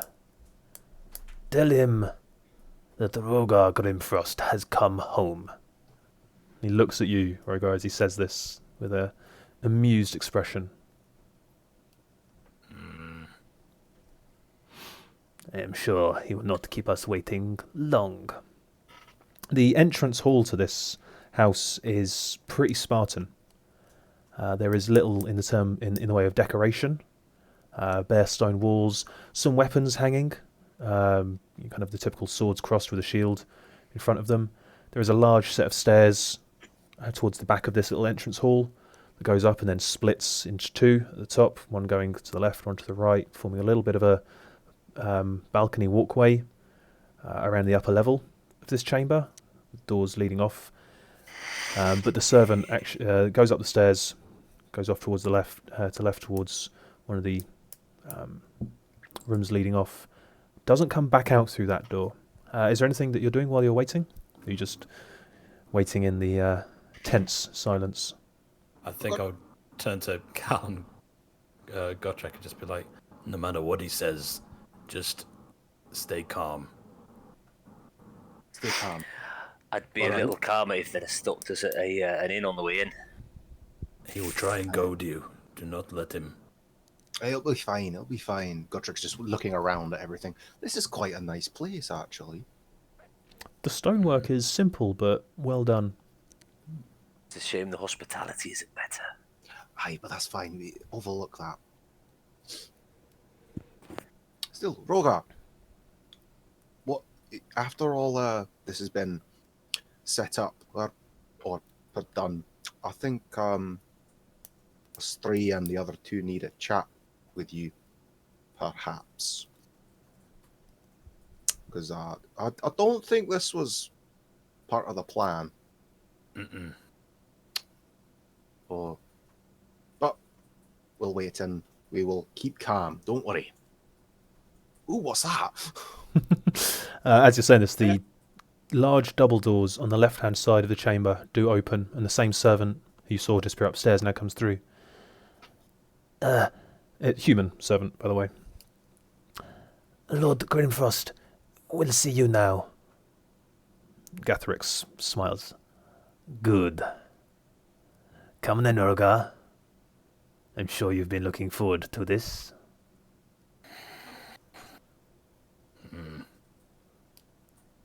I just follow quietly. Okay, so stepping into the room, and you're in now what looks like a somewhat official chamber. There is a large desk on a small, like a single step up kind of dais at the back of this. It's not a large room. It looks like a small audience chamber. Yeah, rather formal. There's a couple of small bookshelves at the back wall, which seem to have various ledgers upon them. A large window on the far left-hand wall, obviously looking out at the front of the house. In the back right corner is a small spiral staircase going upstairs. Rhogaar, you know this house, so you know that staircase actually leads up to your father's personal chambers and his study. Hence why the servant went upstairs and then appeared downstairs. Yeah, it's an unadorned room for the most part. There's a few seats around. Currently stood behind the desk is a rather tall and imposing figure. A white dragonborn male looking to be in his late 50s. He bears the scars of many encounters with the dangerous fauna of the region. Most notably, there is a large burn scar over his right eye. Rhogaar, you know this to be from a battle with a Remoraz decades ago, when you were still a child. This is Rhogaar Grimfrost, your father. I think I'll kneel as soon as I get appropriately far away distance from him. Gathrix grins widely as you kneel. Rhogaar, back so soon. Yes, my lord. It was not our intent. Our destination lies elsewhere. It was... So I am not to understand that your brief time in the soft southern lands has already taught you the meaning of duty and honor? No, it has not. I believe I still have much to learn. Kind of stifled and choking up a little bit.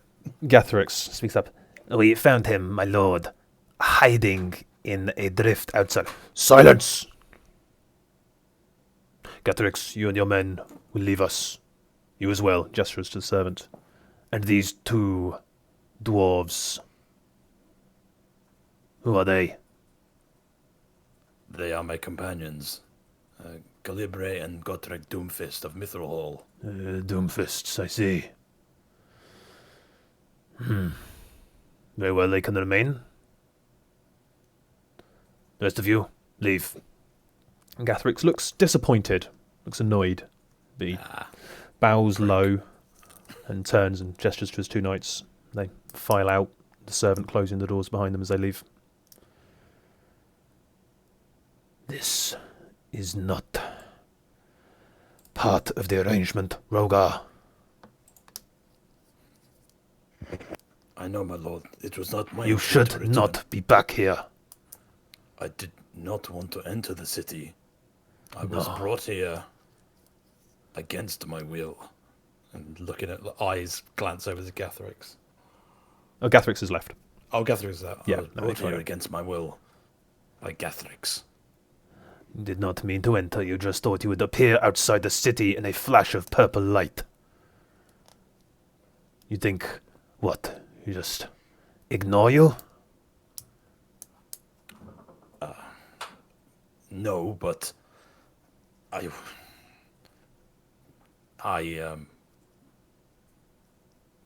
I'm sorry.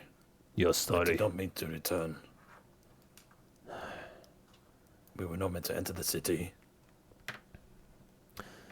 It is difficult enough for me to maintain this charade of your pilgrimage. If you allow Gathrix to parade you through the town like a criminal, What would you have me do? Attack him? why are I you could have here? covered that off. You will remain are- silent. Speak, Rhogaar. Why are you here? We are traveling.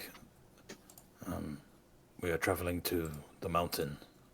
To Kelvin's Cairn? Yes. 'Tis a sacred site. What business have you there? Sacred business. You will not be glib with me, Rhogaar. You are an exile. I will not have you profane such a place. Tell me. I have been given a task by Bahamut himself to take. You don't get much further into that sentence. He moves with surprising speed. Motherfucker. He's had his back. He's mostly had his back to you this entire time, arms folded behind him. As you mention the name Bahamut, suddenly turns and strides over to you in like 3 strides in front of you, just backhands you. Well, raises his hand to backhand you. Depends. Are you going to try? Are you going to take it, or are you going to try and? I'll take it. Yeah.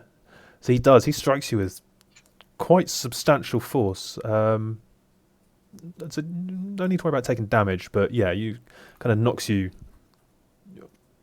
You're already kneeling, kind of throws you off balance. You have to use your hand to catch yourself. I will not have you mentioning the name of some upstart demigod in my halls.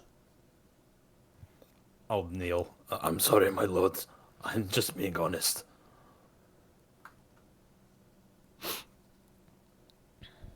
And what would this pretender have you do? We are to deliver something. Smacks you again. You are not learning. Something. I will not deal with these verdigris. Tell me. Dragon eggs. Black dragon eggs. We are taking black dragon eggs to Kelvin's cairn so they can be stored in hibernation.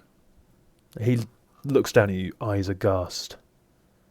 You will do no such thing. You would insult the mighty Torveth by delivering black dragon eggs into her realm. This will not stand. Where are the eggs? They are not with us. Not with you. They are far away. Then how did you intend? Explain. Our other companions and the eggs were to travel here, and we would go on all together. When do they arrive? Tomorrow. Very well. Then when they arrive tomorrow, you will deliver the eggs here, to me, and they will be destroyed. With all due respect,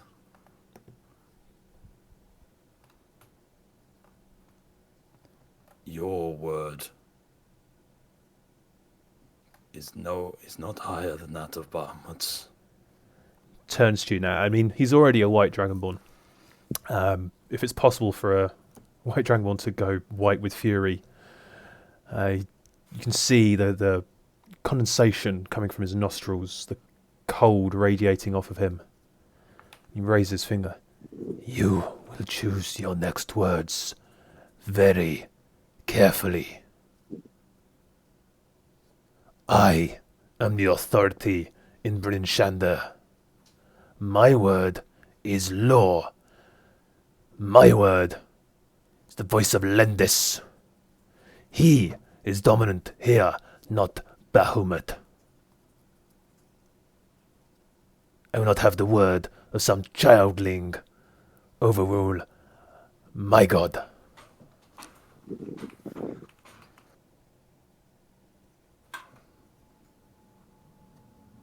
Of course, my lord. Am I allowed to speak yet? What do you have to say, dwarf? So, with respect, it's not only Rhogaar's quest. There's 5 of us that have a duty to deliver these eggs to where we've been told to take them. And regards to your word being greater than Bahamut's, it's none of your business. It's our business. And we don't want any trouble. We didn't even want to come in here. It's just this is the closest place we could get because the other guy who was teleporting us got killed. All we want to do what we've promised someone that we will do, and then we'll be gone. You'll never see us again. Who is this dwarf you travel with, Rhogaar? Does he understand nothing? Kelvin's cairn is a sacred place. Torvus is our great guardian, and I will not have you angering her, insulting her, and profaning such a place with chromatic dragon eggs. Sorry, what was that? How do you know it will anger her? What do you mean? How do you mean? How do I know it will anger her? I am the guardian. I am the first point of contact for Torvus within Bryn Shander. What do you know of her? You are a dwarf. Dwarfs know nothing of the draconic ways. And I say in Draconic, you would be surprised. Ha! Ha! Anyone can learn a language.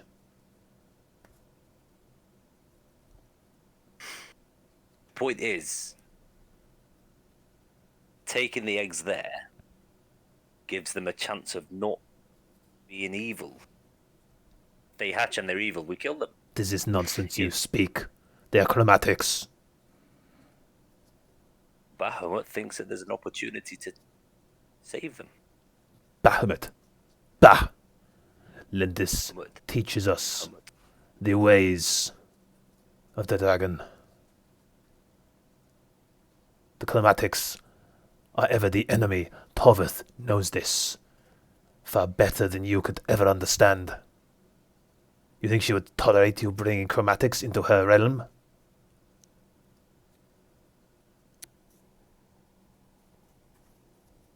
I will not, Turns back to you, Rhogaar. I will not have you shame me before her.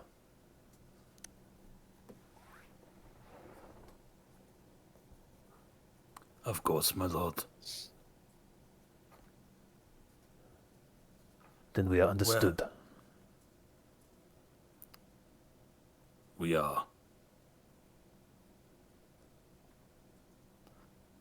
At this point, could I try and whisper to Gotrek? Yeah, you can whisper something to him.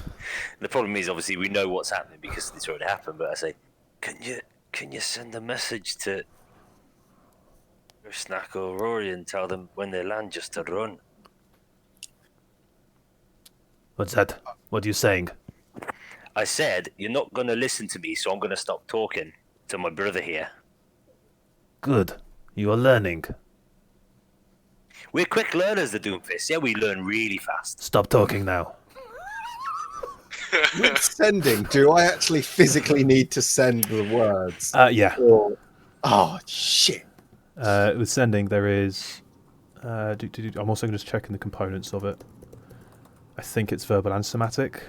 And then you've got to speak the message. It's not something you could do subtly in the room right now. Do you have to have a toilet nearby? The little dwarf's room. Yeah, verbal, somatic, and... Well, not material, because you've got your holy symbol, but yeah.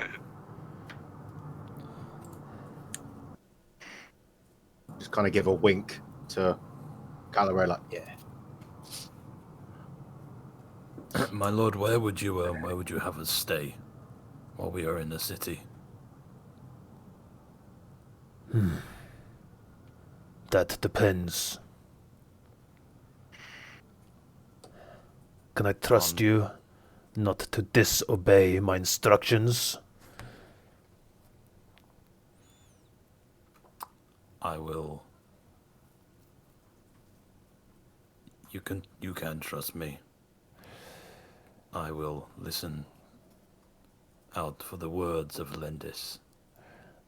I'm going to need either persuasion or deception check based on whether you're telling the truth or whether you're trying to mislead him. I mean... He said I, didn't mention us. Also, I'm listening out for the words of Lendis. And I know that motherfucker ain't gonna be saying jack. So I guess it's deception, so... 18.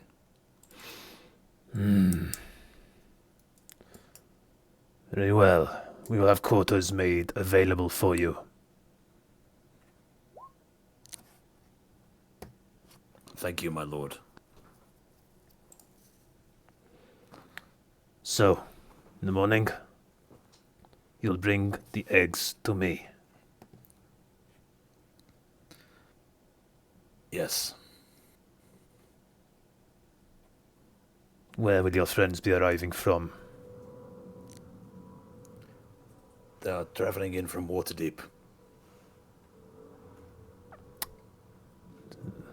They'll be coming up the southern road. Yes. Gonna need another deception check on that one. I'm so deceptive. 12. Oh, fuck's sake. Will they really? There's a warning hint in his voice. They will be traveling the same way that we did. You try to deceive me, Rhogaar? No, not at all. They will be traveling up. They'll be arriving the same place that we did. I believe. Unless the person who teleports them has other ideas. Very well. I don't like this. Shall deal with this, then, in the morning. Now, you leave me. Brindley will show you to your quarters. Brindley. The door's open, the same servant comes through. Show my son and his guests to the guest chambers. They'll be staying with us tonight. I know you don't want me to speak, but No, is I there do any not. chance there's an ale that could be dropped in the room? Because I'm a little bit thirsty. In this house, Or we a drink brandy. water.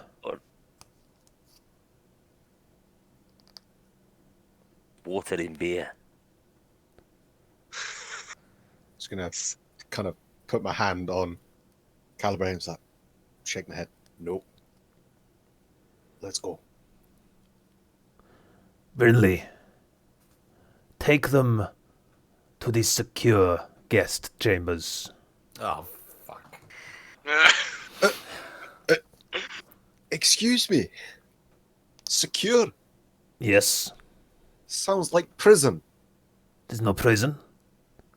Simply All right. ensures that you will be safe and From what? discourages any late night wandering. Right. Late night wandering.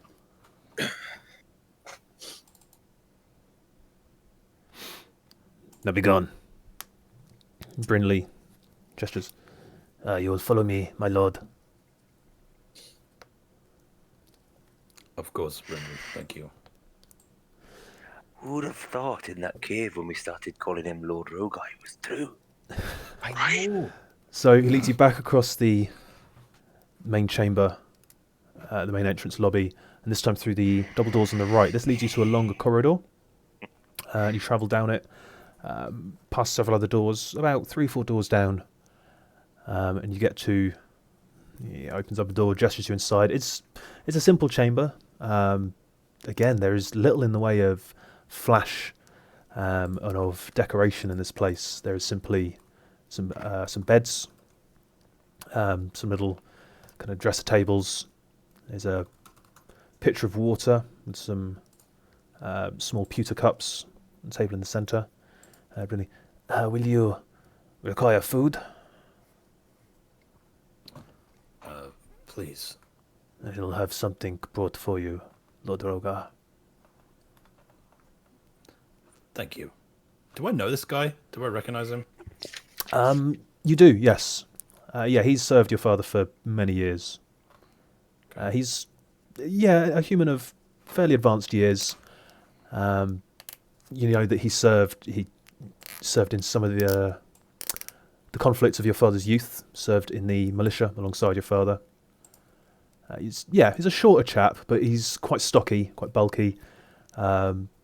Short, balding, kind of straw-coloured hair that's going white, kind of patchy on top. But he bears a few scars. He's wearing simple. It's a simple but nice tunic doublet setup. He bows as you leave.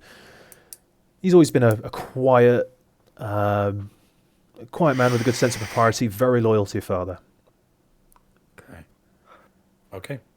And he closes the door behind him, and there is the distinctive sound of a key in the lock as the door is closed behind you. You also would notice about this room, there are no windows. Turn to the guys and just like, I'm so sorry. I should not have brought us here. It's fine. Just, he said it wasn't a prison. It's a fucking jail cell. I mean, there's not even any food.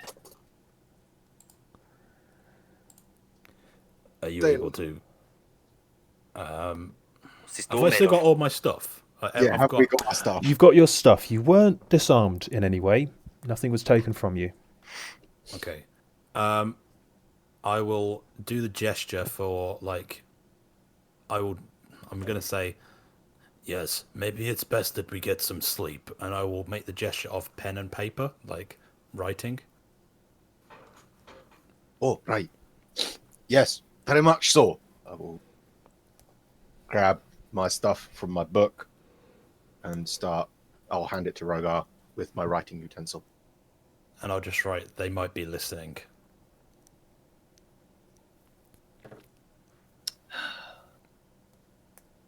Long road ahead. Longer still. And I'll write, message Rory.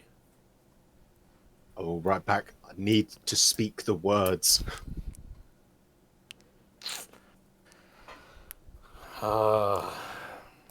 Rhogaar, have you got your detect magic sight on at the moment? Oh, I have.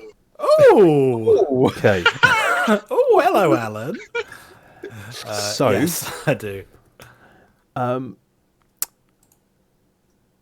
So yeah, the first thing that you know, I mean, also as you're going around the house, there's nothing particularly magic that stood out.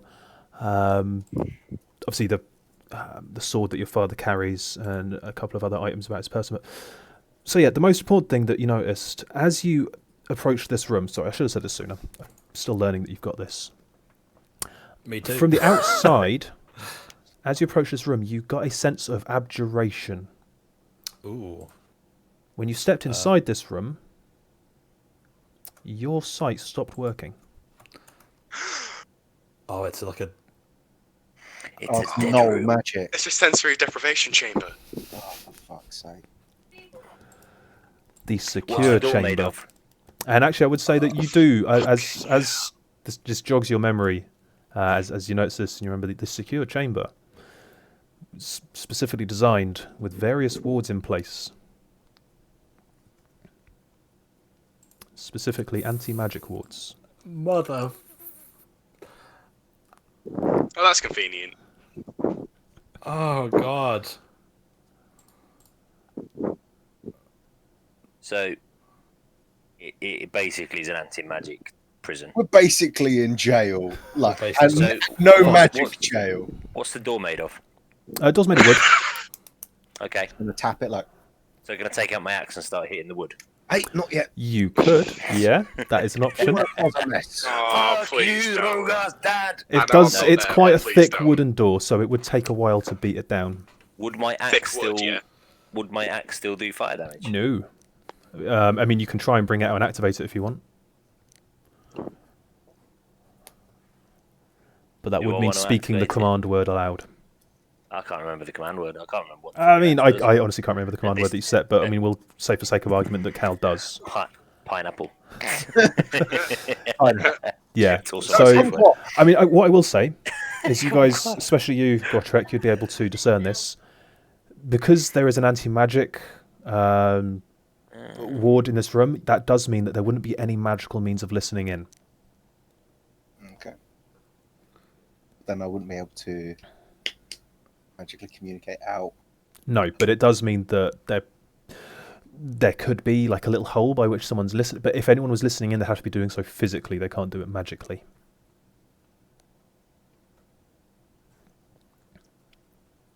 So it's up to you to decide whether you think that means you can talk freely.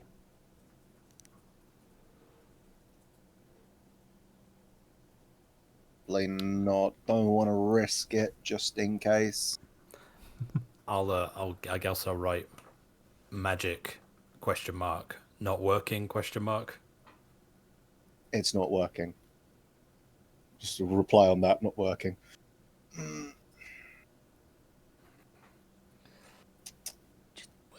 Where did I write that down? I know I wrote that down. I'm going through 2 books. Wasn't trying it? to Wasn't find it just flame on? I swear it was flame on. I swear. Was it? Come on. Was it? I can't Well, remember. I mean, That sounds just like you. yeah. Cheers. Oh my Yeah. God. Fuck it. I literally have no idea what to do or what to say. So I'm just thinking. I'm gonna knock the door with my axe and see if anyone comes and says Hey, anything. no, brother. Well, let's not be too hasty. So It's still the middle of the night. I'm just gonna knock the door. yeah, you're Heavily. not trying to cut into it. Okay, No, I'm not gonna cut into it. I'm just gonna knock it heavily and see if anyone comes back. it's quite a dull thud, which tells you that this door is very thick, made of a very dense wood. But no response from the other side. I mean, it's so late at night. It's very early morning now. Rhogaar, don't want to seem a bit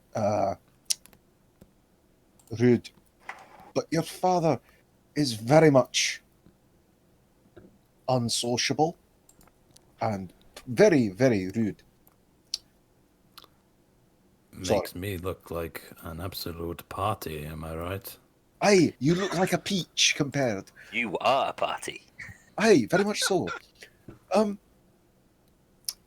Question. They seem to, from the conversation we've gathered up above, bound by honour. Correct? Very much like yourself. Yes. So, how would we feel about possibly, I'm going to lean in, perhaps a duel to get us out of here? Honour bound and all that jazz? Champion to get us out of here? Could that It's- work? I do not. They're very law bound, not just honor. Aye, technically this is unlawful what they've done to us right now. Rhogaar, you would know that your father's word is the law in this city. Yeah. So, Rhogaar's dad is basically Judge Dredd. Oh, for Yeah. fuck's sake. We're basically Daddy. fighting Judge Dredd. God damn it. Well, it's simply if he said something must be, then It must be. that is how it is. So you would know that what he's doing would not, at least by the laws of this land, be considered unlawful in any way. What about your little servant friend? Who? The guy that brought us here, would he not help us? He's loyal to my father.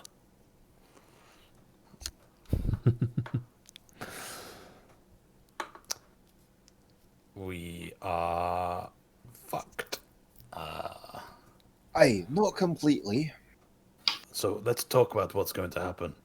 Roy and Grischnak are going to arrive They're at gonna get arrested.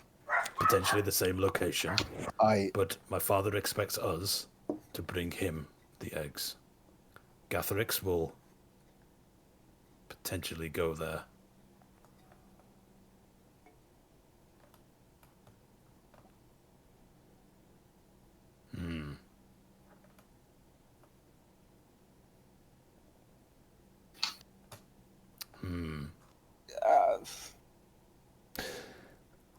At this point, you do hear footsteps approach and the door opens. It is Brindley returning with a platter of mostly meat and fish. Although there seem a bizarre kind of cheese that you know is... it's hard to make cheese in it's this vegan part of the cheese. country. It's not vegan cheese, it's goat cheese, but it's... yeah, it's quite hard to make in somewhere so cold. It's kind of like extra mature goat cheddar. But Thank it's you very mostly much. meat and fish. Brindley does look to you and gives you an odd expression, Rhogaar. It's kind of like a sad smile. There is a regret in his eyes. And leaves. Goes to close the door and leave. I just... Brindley, before you go, Yes, Lord Rhogaar. how are you? How is everything here? I am good. Everything is fine. Yes, everything is. It's just okay. Can I insight check him? You may. I was gonna say he's got the door That's open, right? an A1. Never mind. Brindley is... His face is often impassive, hard to read. He's always got that kind of same flat tone of voice.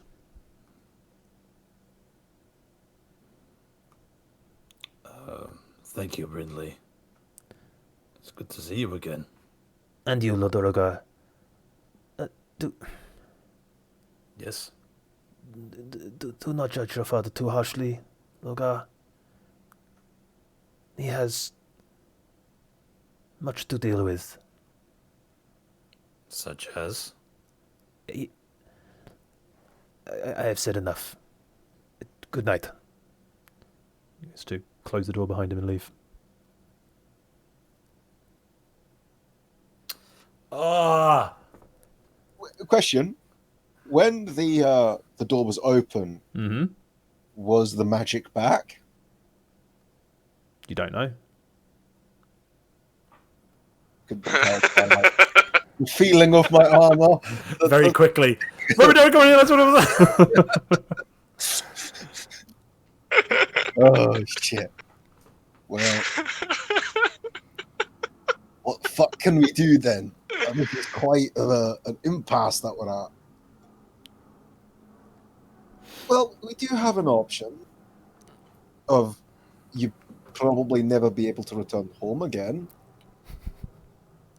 which is bust our way out and run to the high hills, and or she meant that your father mentioned the he speaks for the dragon. Why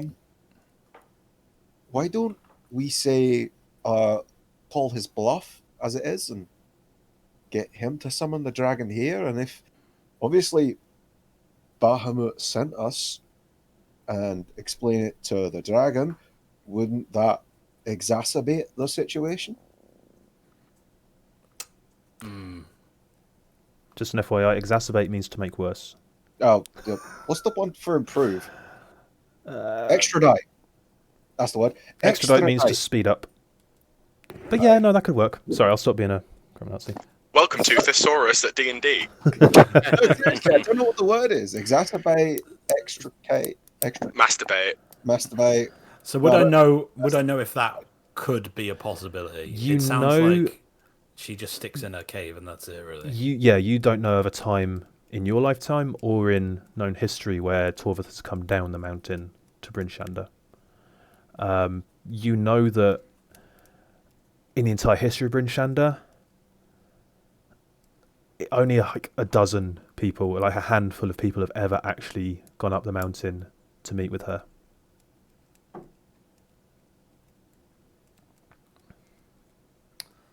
I think we need to play along. If we can get to Rory and the eggs, there may be a chance. There may be a chance.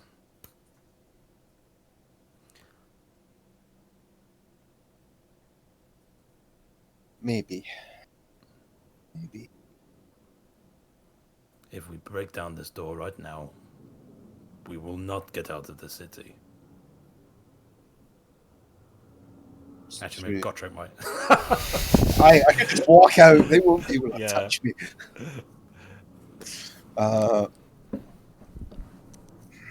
If we can get to the drift, near where they found us, where we teleported in, if we can escort them there, we may have a chance.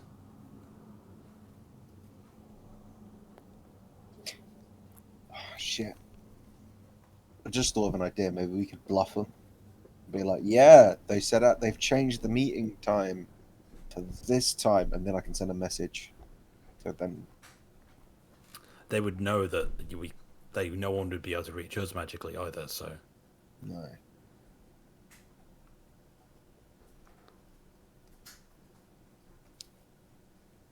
if we just play along,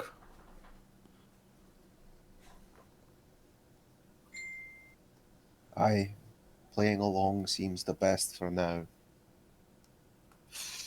let's thought just have I- a lovely sleep, and everything will be fine in the morning. Are there actually any beds in here? Oh yeah. There's 5. No, there would be 5 beds. Just no. There's 4 beds. Oh. They're more comfortable. They're better than the beds that you found in most of the taverns in your travels. What happened to the mounts? Oh, good question. Yeah. Shit. The mounts were stabled up by the knights that waited outside. Cool. Sorry, I just failed a bluff check on. Oh yeah, no, totally. I had that. I had taken that into consideration. Yeah. Everyone forgot. Take 2d6 psychic damage, DM. It's a good thing I didn't summon, actually, Scardy again, otherwise she would have poofed out of existence if we entered here. Yeah, she would have. Fuck. Okay, so should we just get our heads down and just see what happens in the morning?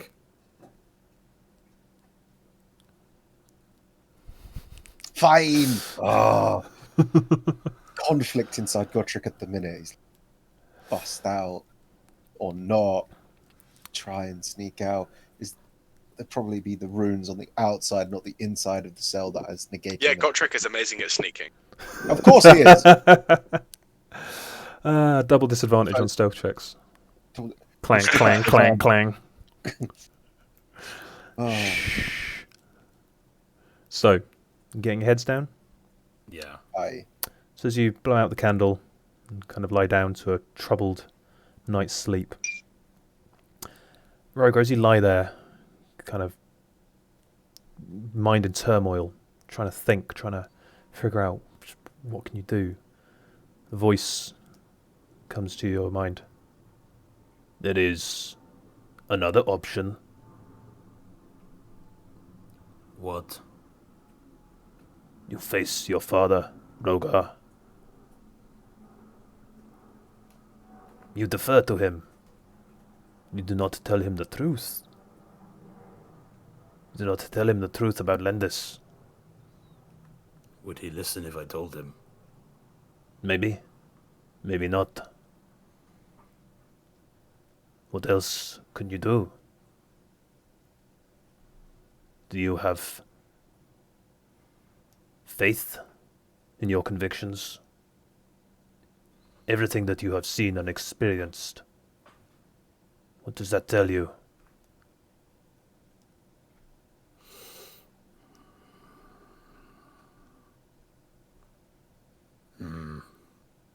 I have faith. I'm not sure I always did, but I do now. If I may do not know- be... Sorry, Karen. There you go. If I may be blunt, Of course.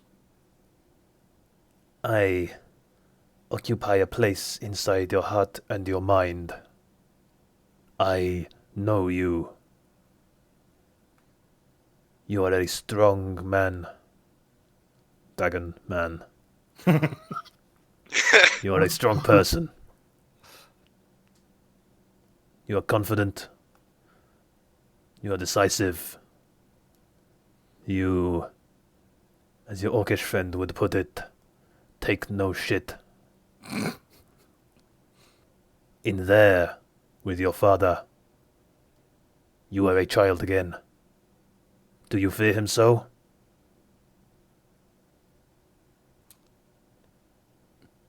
Yes. Yes, I do. Maybe that is the challenge to overcome.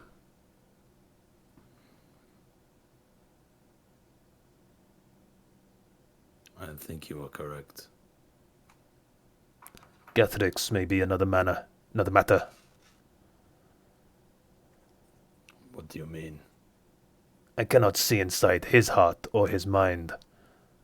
I do not need to. Jealousy is writ plain on his face. He has all you ever wanted, all he ever wanted. But still it is not enough. He envies you still. Dealing with your father and dealing with Gathrix may not be the same.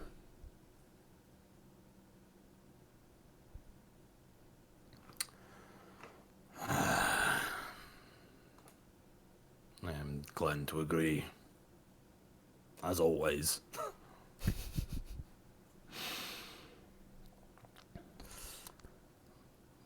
Is this a matter for the morning? I believe sleep, rest may give you the energy you need to deal with whatever may come.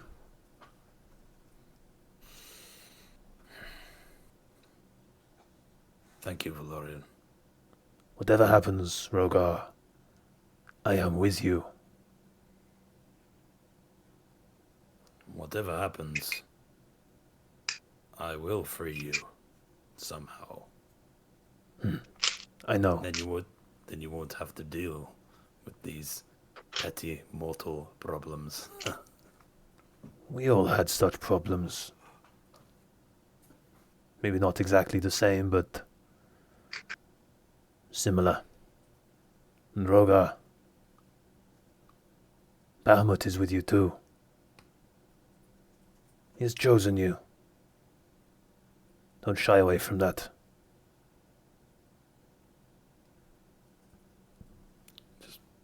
Roll over and try and get some sleep. Okay. So, with Ruari and Grischnak on their way north, with the three of you, guests, prisoners, hard to be sure, and the quest to deliver the eggs to Torvith on Kelvin's Cairn, possibly in more peril now than ever before, we will go ahead and wrap up tonight's session. Oh, damn it, Rhogaar! Whew. I've killed everyone. I hope you guys had fun. In all fairness, I thought this was the best session. Yeah? I got chills with Rory in Baldur's Gate. I have to say, I think of all the sessions that I've run so far, I've enjoyed this one. It was a little bit of a headfuck to run because balancing, it all gets a little bit splurgy The two groups. with yeah. time and not wanting to spend too long. I'm sorry if it did feel a bit rushed towards the end of your guys' thing. It's just I looked at the time and realised I think I've gone over half the time of the session down in Baldur's Gate. I just didn't want to have to then rush things No, in it's the all north. good. It's all good. As long as you enjoyed. Yeah, Yeah, that's very awesome. much so. Very Yeah, much. that's cool. I felt thoroughly uncomfortable. Good? Question mark? Yeah. Yes, very good. Okay. Well, we will be on break next week because I'm not going to be in my usual place. I know. I'm travelling during lockdown. That's illegal. Lockdown was fucked the second Dominic Cummings went on a drive to test his eyesight. You know, from the 4th of July, you are allowed to travel. Well, technically I'm travelling on 3rd of July, but sod it. We, as a podcast, do not support Dominic Cummings. No, or do they endorse my movements? But it's for a friend who is in need. So anyway, it's not the point. So we will be on break next week. I believe that Grischnak is going to be running a lovely one-shot. I also won't be capable of recording it, but if somebody else wants to do that, so we have it for posterity, and we could potentially upload it along with the others. But that's something we can discuss in between. So you've got 2 weeks now to ponder and plan your next move. If anyone wants to, Fucking hell. I know obviously this is a bit of a crazy situation. So obviously I can't give you certain things I won't be able to answer, but if you want to run things by me, do you want to double check anything? I would love to. And just discuss some stuff. We've got 2 weeks to think of and talk about it with me. Otherwise, yeah. Thank you, everybody. I hope you enjoyed it. Anyone watching, I hope you enjoyed it as well. As things get political, kind of. Things get tense. Anyway, Let's get political. as we're so near the end of this little portion of the adventure, but stakes have suddenly gotten... Shit's just gotten real. Oh man. Rhogaar's Alright got then. daddy issues. Well, I thought Cal had daddy issues. God. we shall Granddaddy see. issues. Granddaddy issues too. All right. Well, thank you, everybody, and good night.